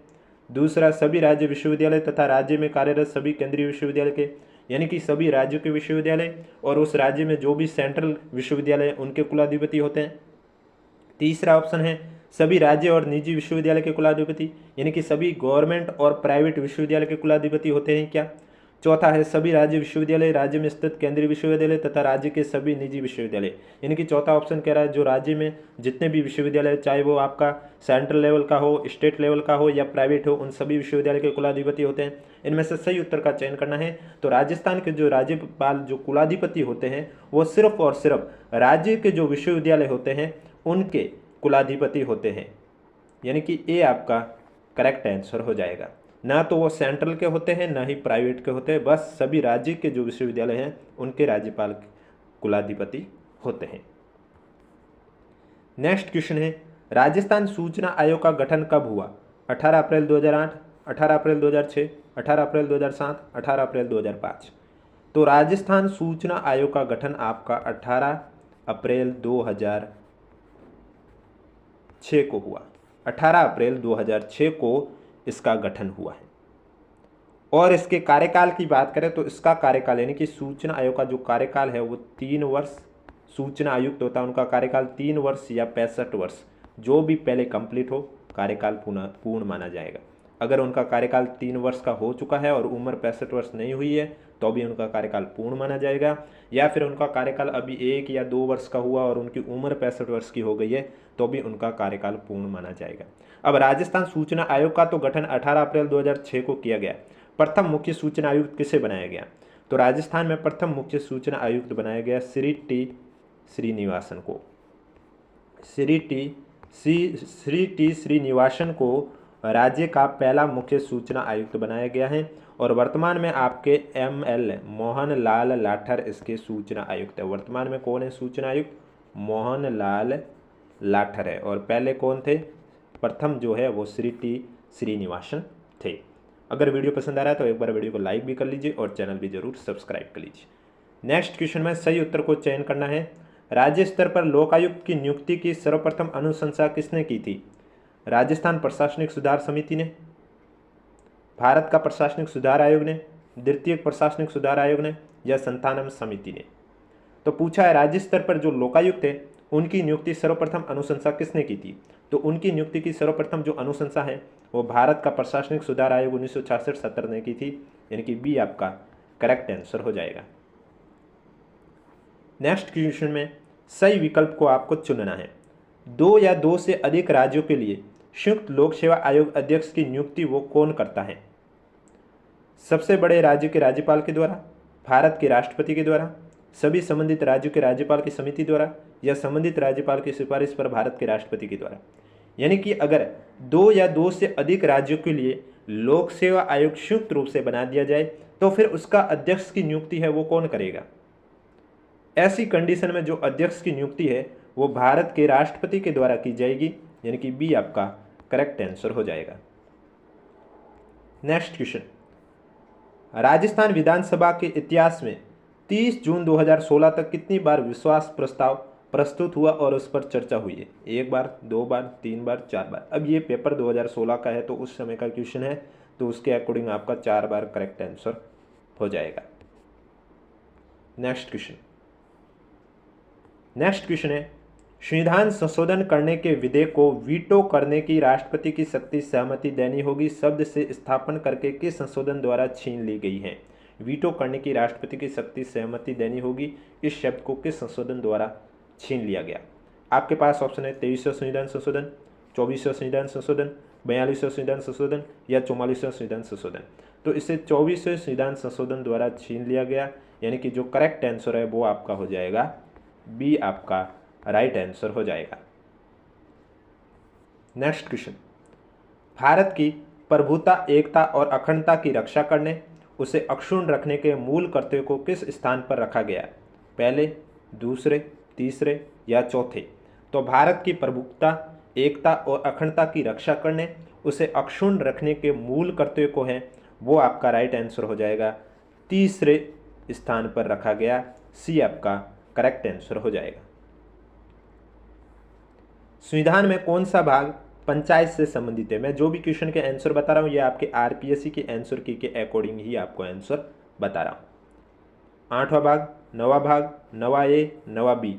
तो संविधान में पंचायत से संबंधित जो भाग हैं वो है भाग 9, यानी कि बी आपका करेक्ट आंसर हो जाएगा। नेक्स्ट क्वेश्चन, निम्नलिखित कथनों पर विचार कीजिए और कौन सा कथन सही है वो आपको बताना है।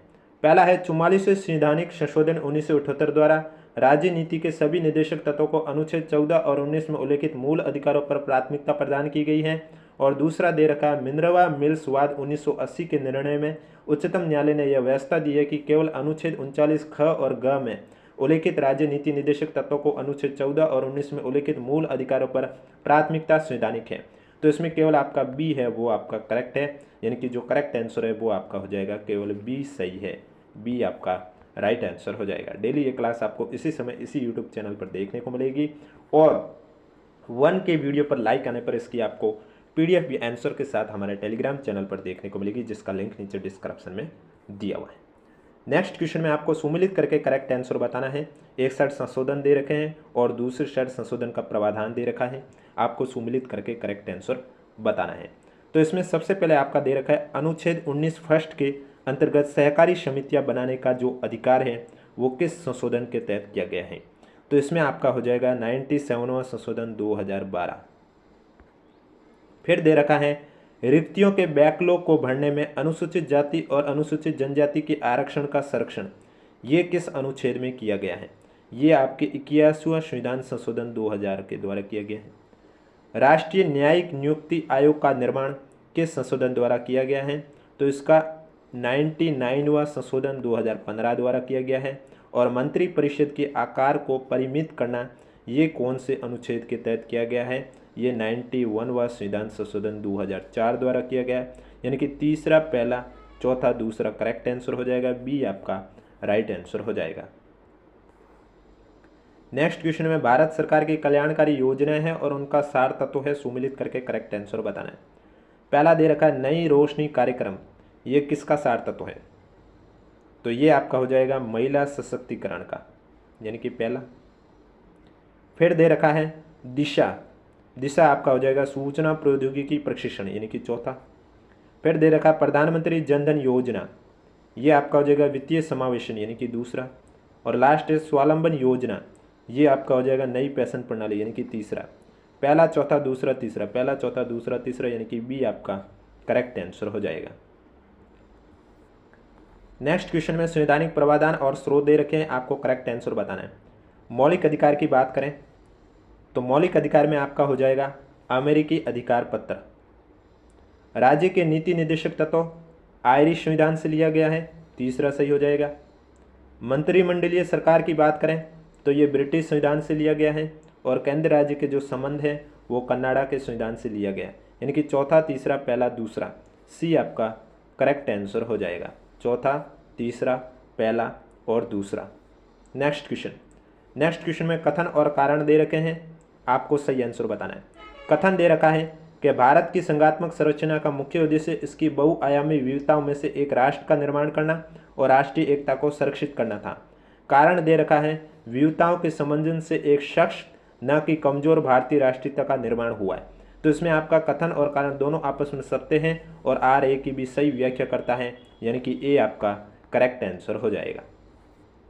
अब जो नेक्स्ट क्वेश्चन है ये आपके आरपीएससी द्वारा डिलीट करवा दिया गया था।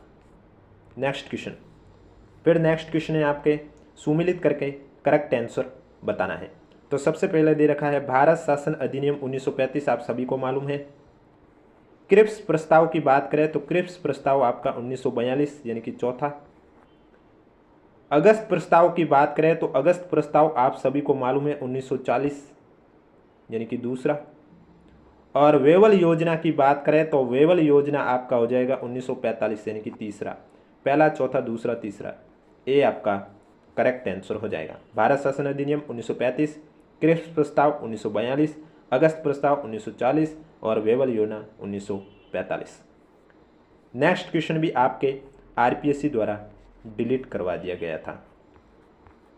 नेक्स्ट क्वेश्चन, इसके बाद नेक्स्ट क्वेश्चन है किस एक संवैधानिक संशोधन द्वारा मिजोरम को राज्य का दर्जा दिया गया है।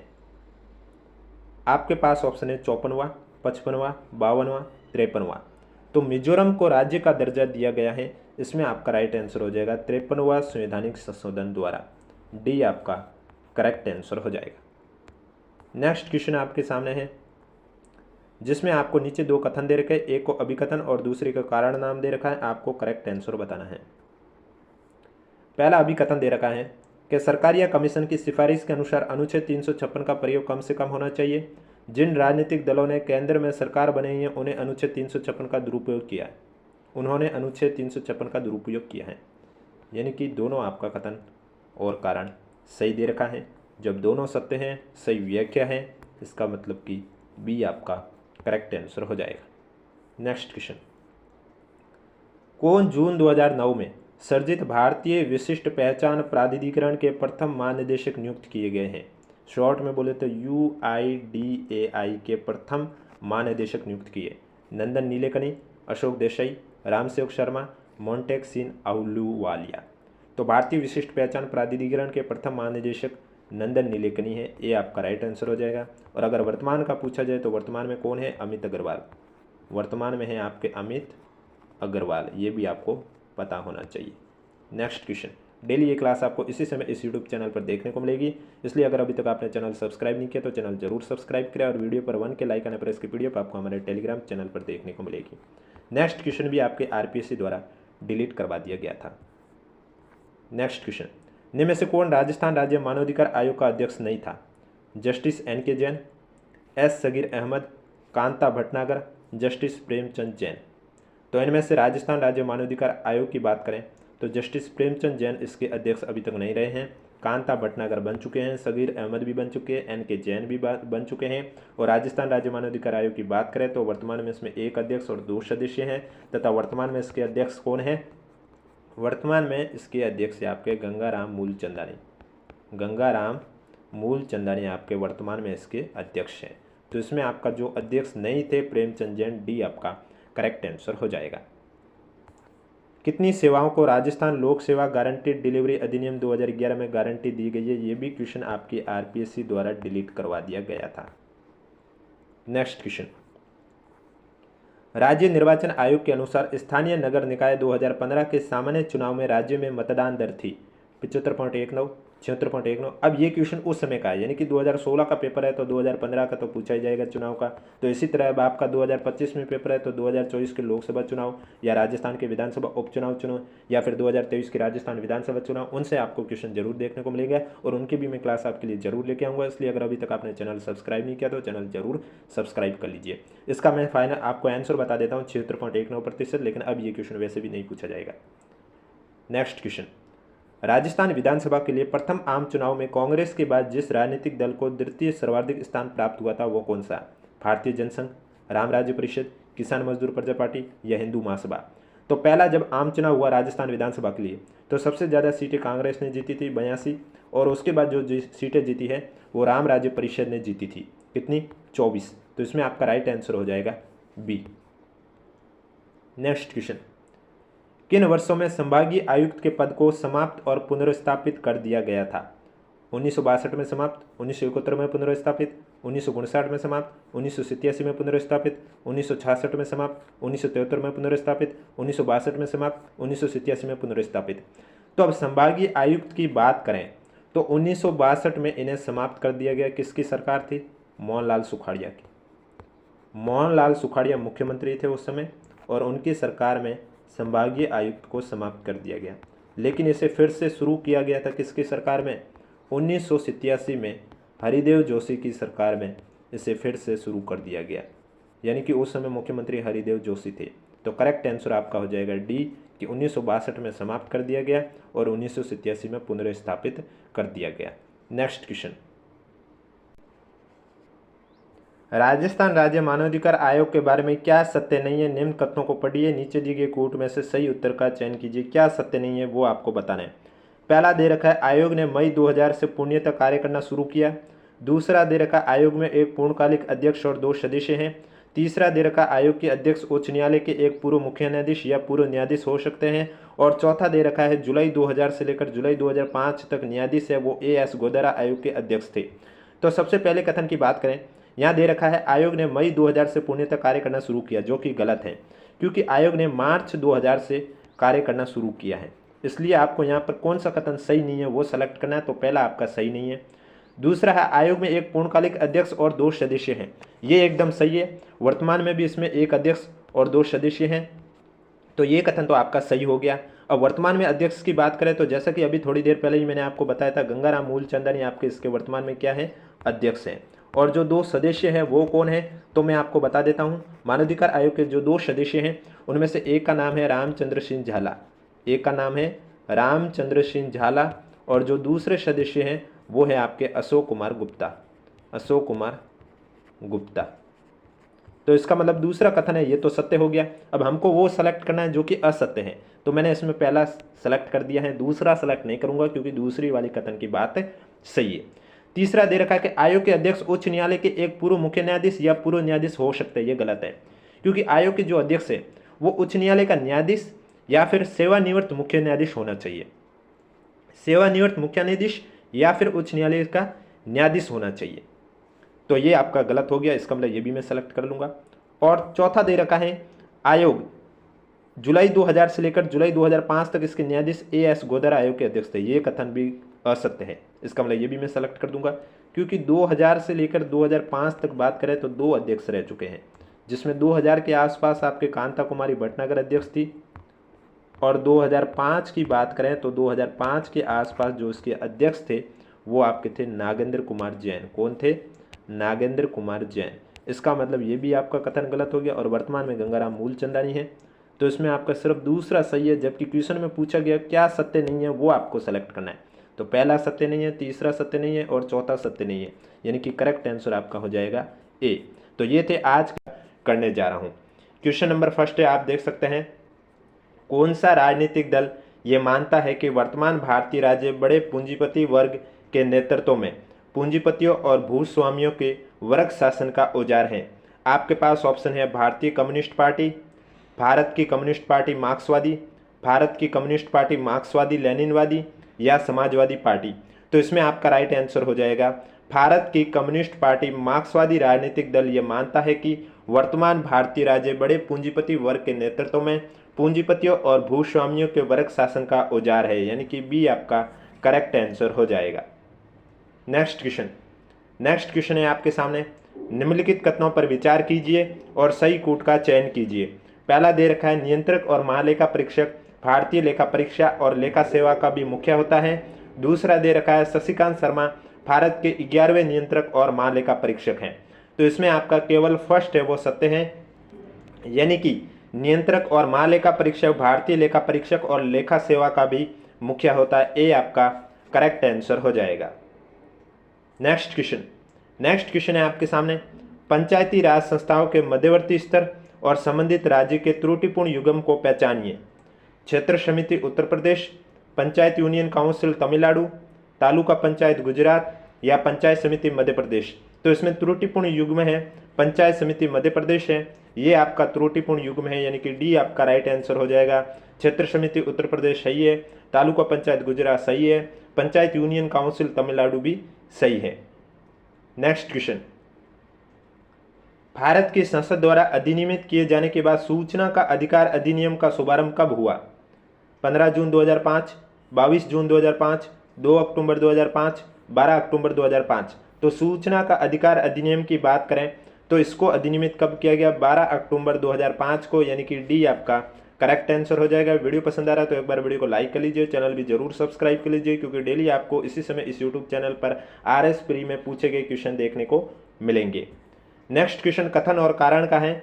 यहाँ पर कथन दे रखा है कि 1978 में मेनका गांधी केस में उच्चतम न्यायालय के फैसले के बाद से भारत में व्यवहारत कानून की उचित प्रक्रिया के सिद्धांत का अनुकरण किया जा रहा है। और कारण दे रखा है संविधान के अनुच्छेद 14 के अनुसार राज्य स्वेच्छाचारिता नहीं कर सकता है। सही कूटों का चयन कीजिए। तो इसमें जो कथन दे रखा है कि 1978 में मेनका गांधी केस में उच्चतम न्यायालय के फैसले के बाद से भारत में व्यवहारत कानून की उचित प्रक्रिया के सिद्धांत का अनुकरण किया जा रहा है, यह सही है। और कारण दे रखा है संविधान के अनुच्छेद 14 के अनुसार राज्य स्वेच्छाचारिता नहीं कर सकता, ये भी सही है। और कारण कथन की सही व्याख्या भी करता है, यानी कि A आपका करेक्ट आंसर हो जाएगा। नेक्स्ट क्वेश्चन है आपके सामने कथन और कारण का।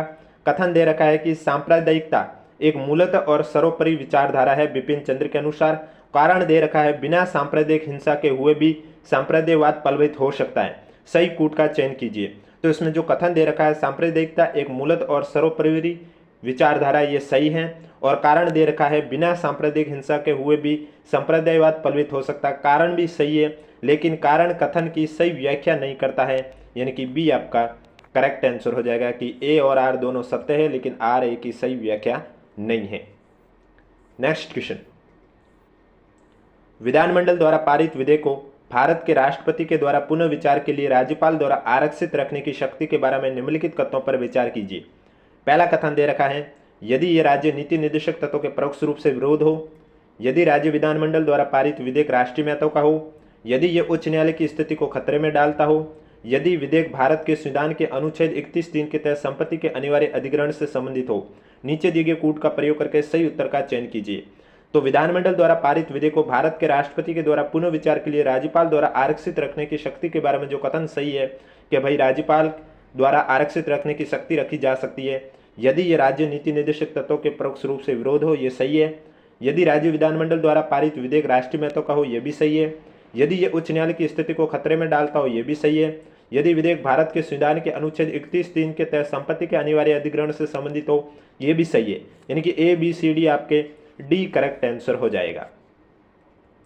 नेक्स्ट क्वेश्चन, संविधान संशोधन अधिनियम 2004 के अनुसार, यानी कि 91वें संविधान संशोधन अधिनियम 2004 के अनुसार राज्य मंत्रिपरिषद की अधिकतम संख्या क्या होनी चाहिए? आपके पास ऑप्शन है विधानसभा के कुल सदस्यों का 10%, विधानसभा के कुल सदस्यों का 12%, विधानसभा के कुल सदस्यों का 15%, विधानसभा के कुल सदस्यों का 20%। तो इसमें आपका राइट आंसर हो जाएगा 91वें संविधान संशोधन 2004 के अनुसार राज्य में मंत्रिपरिषद की जो अधिकतम संख्या है वो विधानसभा के कुल सदस्यों का 15% होना चाहिए। सी आपका करेक्ट आंसर हो जाएगा। अब राजस्थान की ही बात कर लेते हैं। तो राजस्थान में विधानसभा में सदस्य संख्या आपको मालूम है 200 विधायकों की संख्या है और 200 का 15% यानी कि 30 हुआ। तो राजस्थान में जो मंत्रिपरिषद है उसमें अधिकतम संख्या तो 30 हो सकती है और न्यूनतम जो संख्या है वो कितनी हो सकती है? 12 हो सकती है। और न्यूनतम संख्या वाला आरएस क्वेश्चन में, आरएस पेपर में पूछा भी गया है कि राजस्थान में मंत्रिपरिषद की न्यूनतम संख्या कितनी होनी चाहिए? 12 और अधिकतम 30, क्योंकि विधानसभा के कुल सदस्यों का 15% अधिकतम हो सकती है। तो उस हिसाब से आप देख सकते हैं राजस्थान में विधानसभा में कुल सदस्यों की संख्या 200 है, 200 का 15% 30 होता है।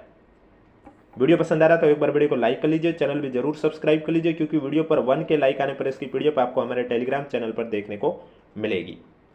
राजस्थान विधानसभा की वित्तीय संपत्तियों के बारे में निम्नलिखित पर विचार कीजिए। 3 वित्तीय समितियां हैं, प्रत्येक समिति में 15 सदस्य होते हैं।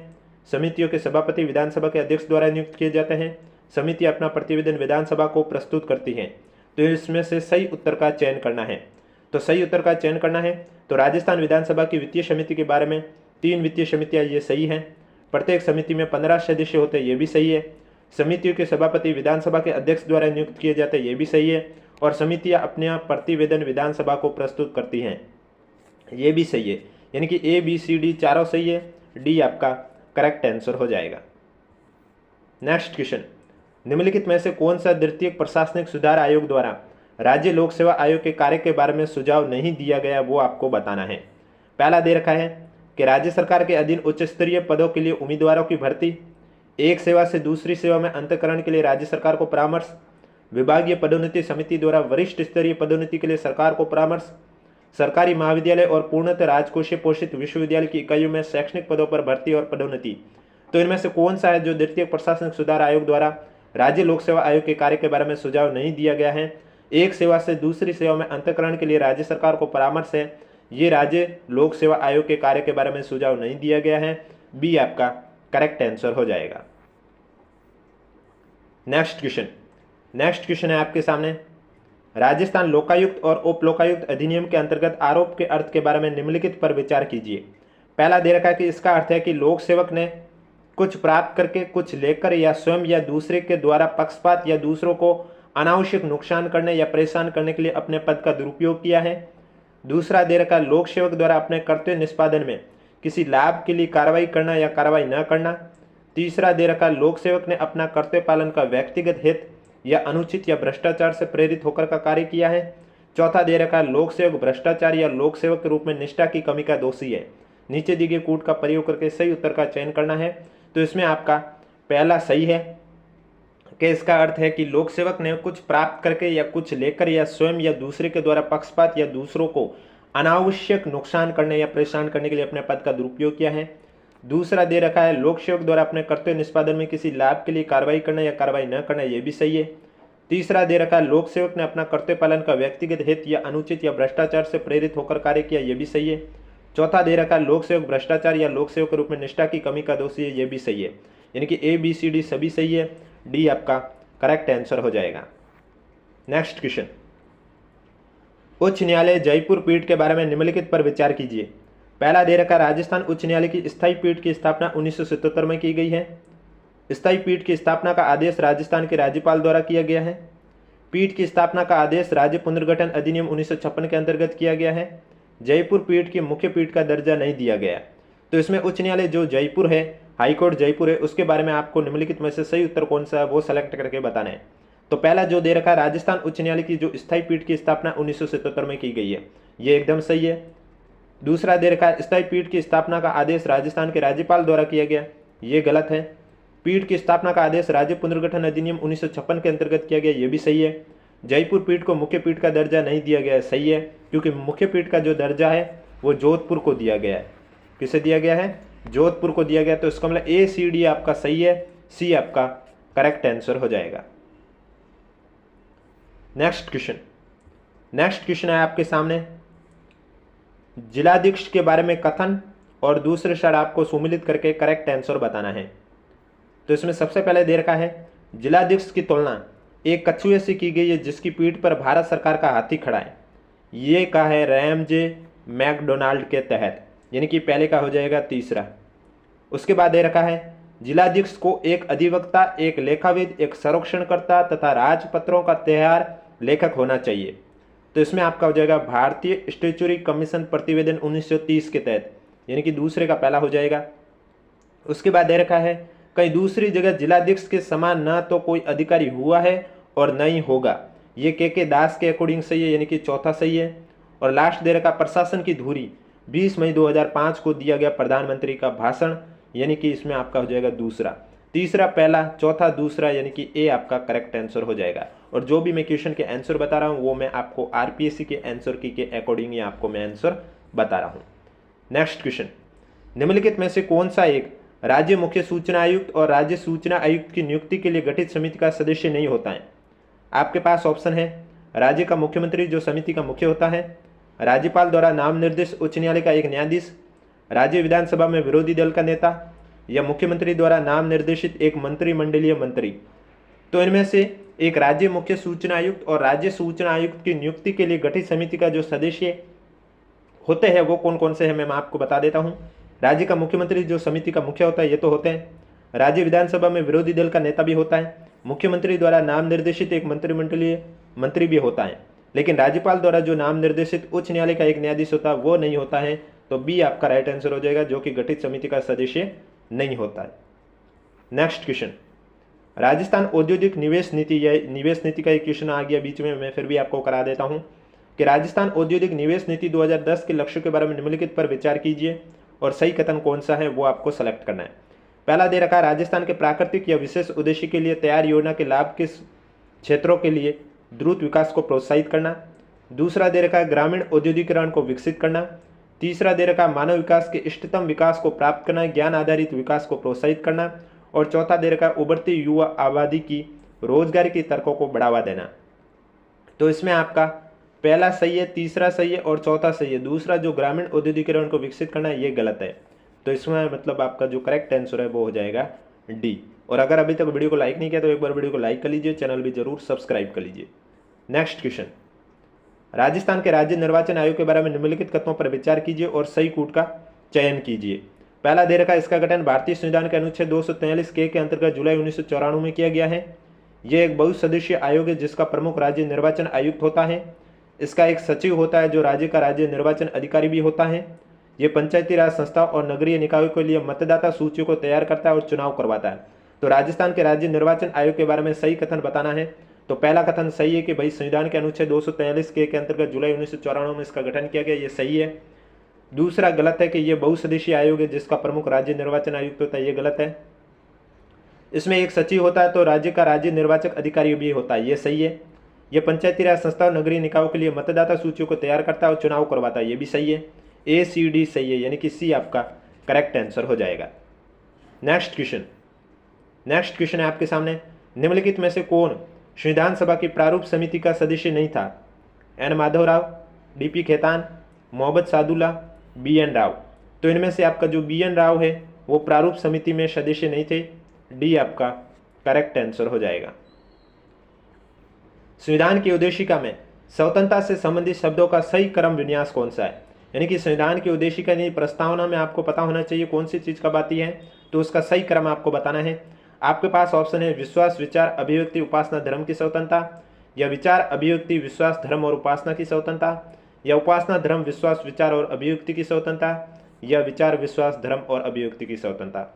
जो स्वतंत्रता का उल्लेख किया गया है वो आपके इस क्रम में है। सबसे पहले विचार, अभिव्यक्ति, विश्वास, धर्म और उपासना, यानी कि बी आपका करेक्ट आंसर हो जाएगा। अब आपको अगर ये याद नहीं रहे, कन्फ्यूज रहे, तो आप पहले लेटर के अकॉर्डिंग भी इस क्रम को याद रख सकते हैं। विचार यानी वी, अभिव्यक्ति ए, विश्वास वी, धर्म डी और उपासना यू। अब यहाँ पर 2 वी आ रहा है, तो आप पहले वाले विश्वास में वी एस लिख लीजिए, या फिर आपका जो दूसरा दे रखा है, सॉरी पहले जो विचार लिखा हुआ है उसमें वी आई, या दूसरा विश्वास में वी एस लिख लीजिए, जिससे कि आपको पता चल जाएगा। तो V A V S D you इस ट्रिक से याद कर लीजिए। क्रम अगर भूल जाते हैं तो पहले वी का अर्थ हुआ विचार, ए यानी अभिव्यक्ति, वी एस यानी विश्वास, डी यानी धर्म और यू यानी उपासना। आप ऐसे भी याद रख सकते हैं अगर एग्जाम में कंफ्यूज हो तो।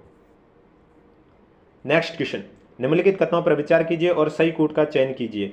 पहला दे रखा है मूल अधिकारों, राज्य नीति निर्देशक तत्वों को यथासंभव प्रभावी बनाने के लिए शामिल संरचना का सिद्धांत अपनाया गया है। दूसरा दे रखा 1980 के मिनर्वा मिल्स केस में उच्चतम न्यायालय ने अनुच्छेद 14 और 19 में उल्लिखित मूल अधिकारों पर अनुच्छेद 39 ख और ग में उल्लिखित राज्य नीति निर्देशक तत्वों की वरीयता स्थापित की है। तो इसमें आपका पहला भी सही है और दूसरा भी सही है, यानी कि सी आपका करेक्ट आंसर हो जाएगा। नेक्स्ट क्वेश्चन, भारत के राष्ट्रपति और चुनावी विवरण में सुमेलित करके करेक्ट आंसर बताना है। तो सबसे पहले दे रखा है राजेंद्र प्रसाद। तो राजेंद्र प्रसाद में आपका हो जाएगा 2 कार्यकाल के लिए निर्वाचित। जाकिर हुसैन के बारे में पद धारण के दौरान मृत्यु। वीवी गिरी के बारे में आपका हो जाएगा द्वितीय वरीयता की मतगणना। और नीलम संजीव रेड्डी यानी निर्विरोध निर्वाचित। तीसरा, चौथा, दूसरा, पहला, यानी कि ए आपका करेक्ट आंसर हो जाएगा। नेक्स्ट क्वेश्चन, 15वीं लोकसभा। अब देखो, आप देख सकते हैं उस समय पेपर है, यानी कि ये जो मैं पेपर करा रहा हूँ ये 19/11/2013 का पेपर है। तो इसमें आपको जो अभी पेपर होगा उसमें आपको लोकसभा चुनाव से क्वेश्चन देखने को मिल सकता है, विधानसभा चुनाव से क्वेश्चन देखने को मिल सकता है, और विधानसभा उपचुनाव से भी क्वेश्चन देखने को मिल सकता है। यहाँ पर पूछा गया 15वीं लोकसभा में आंग्ल भारतीय समुदाय के 2 मनोनीत सदस्यों में से एक केरल से है और अन्य दूसरा कहाँ से है? मिजोरम से, गोवा से, छत्तीसगढ़ से, मणिपुर से। ये उस समय का क्वेश्चन है, छत्तीसगढ़ आपका करेक्ट आंसर हो जाएगा, यानी कि सी। नेक्स्ट क्वेश्चन, पुंछी आयोग से संबंधित निम्नलिखित कथनों पर विचार कीजिए, नीचे दिए गए कूट का सही उत्तर सेलेक्ट कीजिए। पहला दे रखा, आयोग ने अनुच्छेद 355 और 356 में आपात उपबंधों के स्थानीय उपयोग का प्रस्ताव किया है। राज्यपाल की 5 वर्ष की पदावधि स्थायी कर दी जाए। राज्यपाल की पदच्युति केवल संसद द्वारा की जाए। प्रधानमंत्री लोकसभा में विपक्ष के नेता संबंधित राज्य के मुख्यमंत्री से गठित एक समिति को राज्यपाल की नियुक्ति सौंप दी जाए। तो पुंछी आयोग से संबंधित कथन है, पहला और दूसरा सही है कि अनुच्छेद 355 और 56 में आपात उपबंधों के स्थानीय उपयोग का प्रस्ताव किया है और राज्यपाल की 5 वर्ष की पदावधि स्थायी कर दी जाए। पहला दूसरा सही है, यानी कि डी आपका करेक्ट आंसर हो जाएगा। नेक्स्ट क्वेश्चन, नेक्स्ट क्वेश्चन है आपके सामने, सूची दे रखी है, आपको सुमिलित करके इसमें करेक्ट आंसर बताना है। तो सबसे पहले आपका दे रखा है संविधान सभा के पहले उपाध्यक्ष। संविधान सभा के पहले उपाध्यक्ष आपके थे एच.सी. मुखर्जी, यानी कि पहले का हो जाएगा चौथा। फिर दे रखा प्रारूप समिति का मूलतः एकमात्र कांग्रेसी सदस्य, इसमें आपका हो जाएगा के.एम. मुंशी, यानी कि दूसरे का हो जाएगा तीसरा। फिर दे रखा राजस्थान की रियासतों का प्रतिनिधित्व करने वाले संविधान सभा के सदस्य, इसमें हो जाएगा वी.टी. कृष्णमाचार्य, यानी कि पहला। और संघ संविधान समिति के अध्यक्ष का पूछा, इसमें जवाहरलाल नेहरू हो जाएगा, यानी कि दूसरा। चौथा, तीसरा, पहला, दूसरा, आपका बी करेक्ट आंसर हो जाएगा। नेक्स्ट क्वेश्चन, संविधान के अनुच्छेद 25 के अनुसार धर्म स्वातंत्र का अधिकार किसके अधीन नहीं है? सार्वजनिक अवस्था, स्वास्थ्य, सदाचार, मानववाद। तो धर्म स्वातंत्र का जो अधिकार है वो मानववाद के अधीन नहीं है। डी आपका राइट आंसर हो जाएगा। कौन से अनुच्छेद के अकॉर्डिंग? संविधान के अनुच्छेद 25 के अनुसार। नेक्स्ट क्वेश्चन, नेक्स्ट क्वेश्चन है संविधान के अनुच्छेद 356 से संबंधित निम्नलिखित कथनों पर विचार कीजिए और सही कथन को पहचान कीजिए। पहला दे रखा है राज्यों में संवैधानिक तंत्र की विफलता एक वस्तुनिष्ठ यथार्थ है। दूसरा दे रखा है इस अनुच्छेद के अंतर्गत दी गई उद्घोषणा का उच्चतम न्यायालय द्वारा न्यायिक पुनरावलोकन किया जा सकता है। तीसरा, उद्घोषणा के साथ ही राज्य विधानसभा भंग की जा सकती है। और चौथा, इस उद्घोषणा का 2 माह के भीतर संसद के प्रत्येक सदन से अनुमोदन किया जाना चाहिए। तो इसमें आपका पहला, दूसरा और चौथा है ये सही है। तीसरा गलत है कि इसके उद्घोषणा के साथ राज्य विधानसभा भंग की जा सकती है, ये आपका गलत है। नेक्स्ट क्वेश्चन है संविधान संशोधन से संबंधित निम्नलिखित कथनों पर विचार कीजिए और कौन सा कथन सही है वो आपको बताना है। अनुच्छेद 368 में संविधान संशोधन की 2 विधियों का उल्लेख है। संविधान संशोधन विधेयक केवल लोकसभा में ही प्रारंभ किया जा सकता है। संविधान संशोधन विधेयक पर संसद के दोनों सदनों के बीच विवाद की दशा में दोनों सदनों की संयुक्त बैठक आहूत की जा सकती है। राष्ट्रपति संविधान संशोधन विधेयक पर निषेधाधिकार का प्रयोग नहीं कर सकता है। कौन सा कथन सही है? तो इसमें आपका पहला और चौथा जो है वह सही है, यानी कि अनुच्छेद 368 में संविधान संशोधन की 2 विधियों का उल्लेख किया गया है, ये सही है। और राष्ट्रपति संविधान संशोधन विधेयक पर निषेधाधिकार का प्रयोग नहीं कर सकता है, ये भी सही है। बी आपका करेक्ट आंसर हो जाएगा। नेक्स्ट क्वेश्चन, संविधान के अनुसार निम्नलिखित में से कौन सा शब्दांश या क्या शब्दांश भारत के राष्ट्रपति की शक्ति नहीं है? अध्यादेशों का प्रख्यापन, उच्चतम न्यायालय से परामर्श करना, संसद के सदनों को संदेश भेजना या क्षमादान करना। तो भारत के राष्ट्रपति की जो शक्ति नहीं है वो संसद के सदनों को संदेश भेजना, ये राष्ट्रपति की शक्ति नहीं है। क्षमादान करना राष्ट्रपति की शक्ति है। उच्चतम न्यायालय से परामर्श करना राष्ट्रपति की शक्ति है। अध्यादेशों का प्रख्यापन करना भी राष्ट्रपति की शक्ति है। वीडियो पसंद आ रहा है तो एक बार वीडियो को लाइक कर लीजिए, चैनल भी जरूर सब्सक्राइब कर लीजिए, क्योंकि ये डेली क्लास आपको इसी समय इस यूट्यूब चैनल पर देखने को मिलेगी। नेक्स्ट क्वेश्चन है 15वीं लोकसभा में महिला सदस्य से संबंधित निम्नलिखित कथनों पर विचार कीजिए। अब आपको 15वीं लोकसभा का नहीं पूछेंगे, अभी जो लोकसभा चुनाव हुए थे हाल ही में उसके बारे में पूछे जाएंगे। तो ये क्वेश्चन में आपको इसमें डायरेक्ट आपको आंसर ही बता देता हूँ। दूसरा, तीसरा, चौथा सही है कि अधिकतम महिला सदस्य भारतीय राष्ट्रीय कांग्रेस से थी। राजस्थान से 3 महिला सदस्य निर्वाचित हुई है। अधिकतम महिला सदस्य उत्तर प्रदेश से निर्वाचित हुई है। सी आपका राइट आंसर हो जाएगा। और लोकसभा चुनाव, विधानसभा चुनाव से भी मैं आपके लिए टॉपिक लेके आऊँगा, इसलिए चैनल जरूर सब्सक्राइब करें। राजस्थान सरकार ने राजस्व से भिन्न मामलों के लिए पंचायत स्तर पर किसे लोक सुनवाई अधिकारी के रूप में अधिसूचित किया है? ग्राम सेवक, पटवारी, सरपंच, वार्ड पंच। तो राजस्थान सरकार ने राजस्व से भिन्न मामलों के लिए पंचायत स्तर पर लोक सुनवाई अधिकारी के रूप में ग्राम सेवक को अधिसूचित किया है, यानी कि ए आपका करेक्ट आंसर हो जाएगा। नेक्स्ट क्वेश्चन, राजस्थान में एक ग्राम सभा बनती है ग्राम पंचायत के निर्वाचित सदस्यों से, ग्राम पंचायत की कार्यकारी समिति से, पंचायत सर्किल में आने वाले गांव के पंजीकृत मतदाताओं से या पंचायत सर्किल में आने वाले गांव के सभी निवासियों से। तो राजस्थान में एक ग्राम सभा जो बनती है वो पंचायत सर्किल में आने वाले गांव के पंजीकृत मतदाताओं से, यानी कि सी आपका करेक्ट आंसर हो जाएगा। नेक्स्ट क्वेश्चन, वाद और उस वाद में उच्चतम न्यायालय की व्यवस्था के त्रुटिपूर्ण युग्म को पहचानना है। इंदिरा साहनीवाद, अन्य पिछड़ा वर्ग के लिए चिकनी परत, विशाखावाद, अपने कार्यस्थल पर यौन उत्पीड़न से कामकाजी महिला का संरक्षण, मेनका गांधीवाद, अनुच्छेद 14, 19 और 21 पर अपवर्जी नहीं है, बेला बनर्जीवाद, विदेश यात्रा का अधिकार, दैनिक स्वतंत्रता भाग। तो इसमें आपका बेला बनर्जीवाद है ये त्रुटिपूर्ण है। बाकी मेनका गांधीवाद, अनुच्छेद 14, 19, 21 पर अपवर्जी नहीं है, सही है। विशाखावाद, अपने कार्यस्थल पर यौन उत्पीड़न से कामकाजी महिला का संरक्षण, सही है। इंदिरा साहनीवाद, अन्य पिछड़ा वर्ग की चिकनी परत भी सही है, यानी कि डी आपका करेक्ट आंसर हो जाएगा। नेक्स्ट क्वेश्चन में आपको बताना है कि आगामी 3 प्रश्नों में प्रत्येक में 2 वक्ते हैं कथन और कारण का। इन दोनों वक्तों का सावधानीपूर्वक परीक्षण करके आपको आंसर बताना है। जैसे कि आप पहला देख सकते हैं, कथन दे रखा है महिलाएं, दलित, निर्धन और अल्पसंख्यक समूह भारत में लोकतंत्र के सबसे बड़े दावेदार हैं। भारत में लोकतंत्र अधिक आत्मसम्मान की कामना का वाहक बनकर उभरा है। अब कथन सही है कि महिलाएं, दलित, निर्धन, अल्पसंख्यक समूह भारत में लोकतंत्र के सबसे बड़े दावेदार हैं, और कारण भी सही है कि भारत में लोकतंत्र अधिक आत्मसम्मान की कामना का वाहक बनकर उभरा है, और कारण कथन की सही व्याख्या भी करता है। इसका मतलब इसमें आपका ए राइट आंसर हो जाएगा कि कथन सही है, कारण सही है, और कारण भी कथन की सही व्याख्या करता है। नेक्स्ट क्वेश्चन, कथन दे रखा है नेक्स्ट क्वेश्चन में भारत में जातियों का राजनीतिकरण हो रहा है, और कारण दे रखा है भारतीय राजनीति में जातिवाद बढ़ता जा रहा है। कथन सही है कि भारत में जातियों का राजनीतिकरण हो रहा है, और कारण भी सही है भारतीय राजनीति में जातिवाद बढ़ता जा रहा है, और कारण भी सही व्याख्या कर रहा है कथन की, यानी कि इसमें भी आपका ए करेक्ट आंसर हो जाएगा। नेक्स्ट क्वेश्चन है, भारत का राष्ट्रपति परोक्ष रूप से निर्वाचित होता है। भारत में संसदीय प्रणाली को गणतंत्रवाद के साथ जोड़ा गया। तो यहाँ कथन सही है कि भारत का राष्ट्रपति परोक्ष रूप से निर्वाचित होता है, और कारण भी सही है कि भारत में संसदीय प्रणाली को गणतंत्रवाद के साथ जोड़ा गया है, और कारण भी कथन की सही व्याख्या करता है, यानी कि ए आपका करेक्ट आंसर हो जाएगा।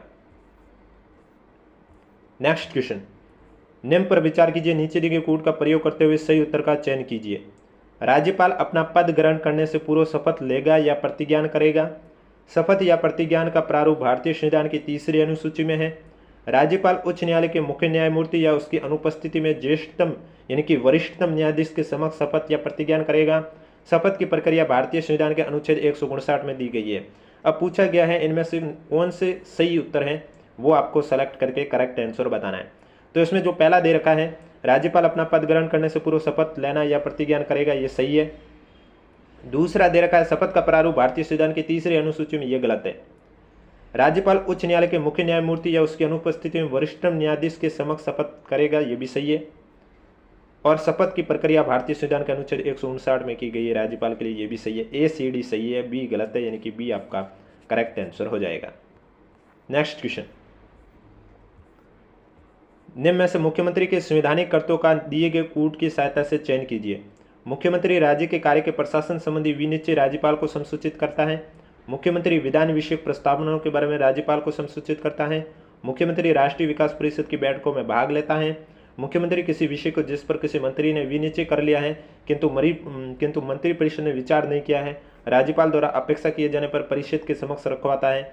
तो इसमें पहला और दूसरा सही है कि मुख्यमंत्री राज्य के कार्य के प्रशासन संबंधी विनिश्चय राज्यपाल को संसूचित करता है, और मुख्यमंत्री विधान विषयक प्रस्तावनाओं के बारे में राज्यपाल को संसूचित करता है।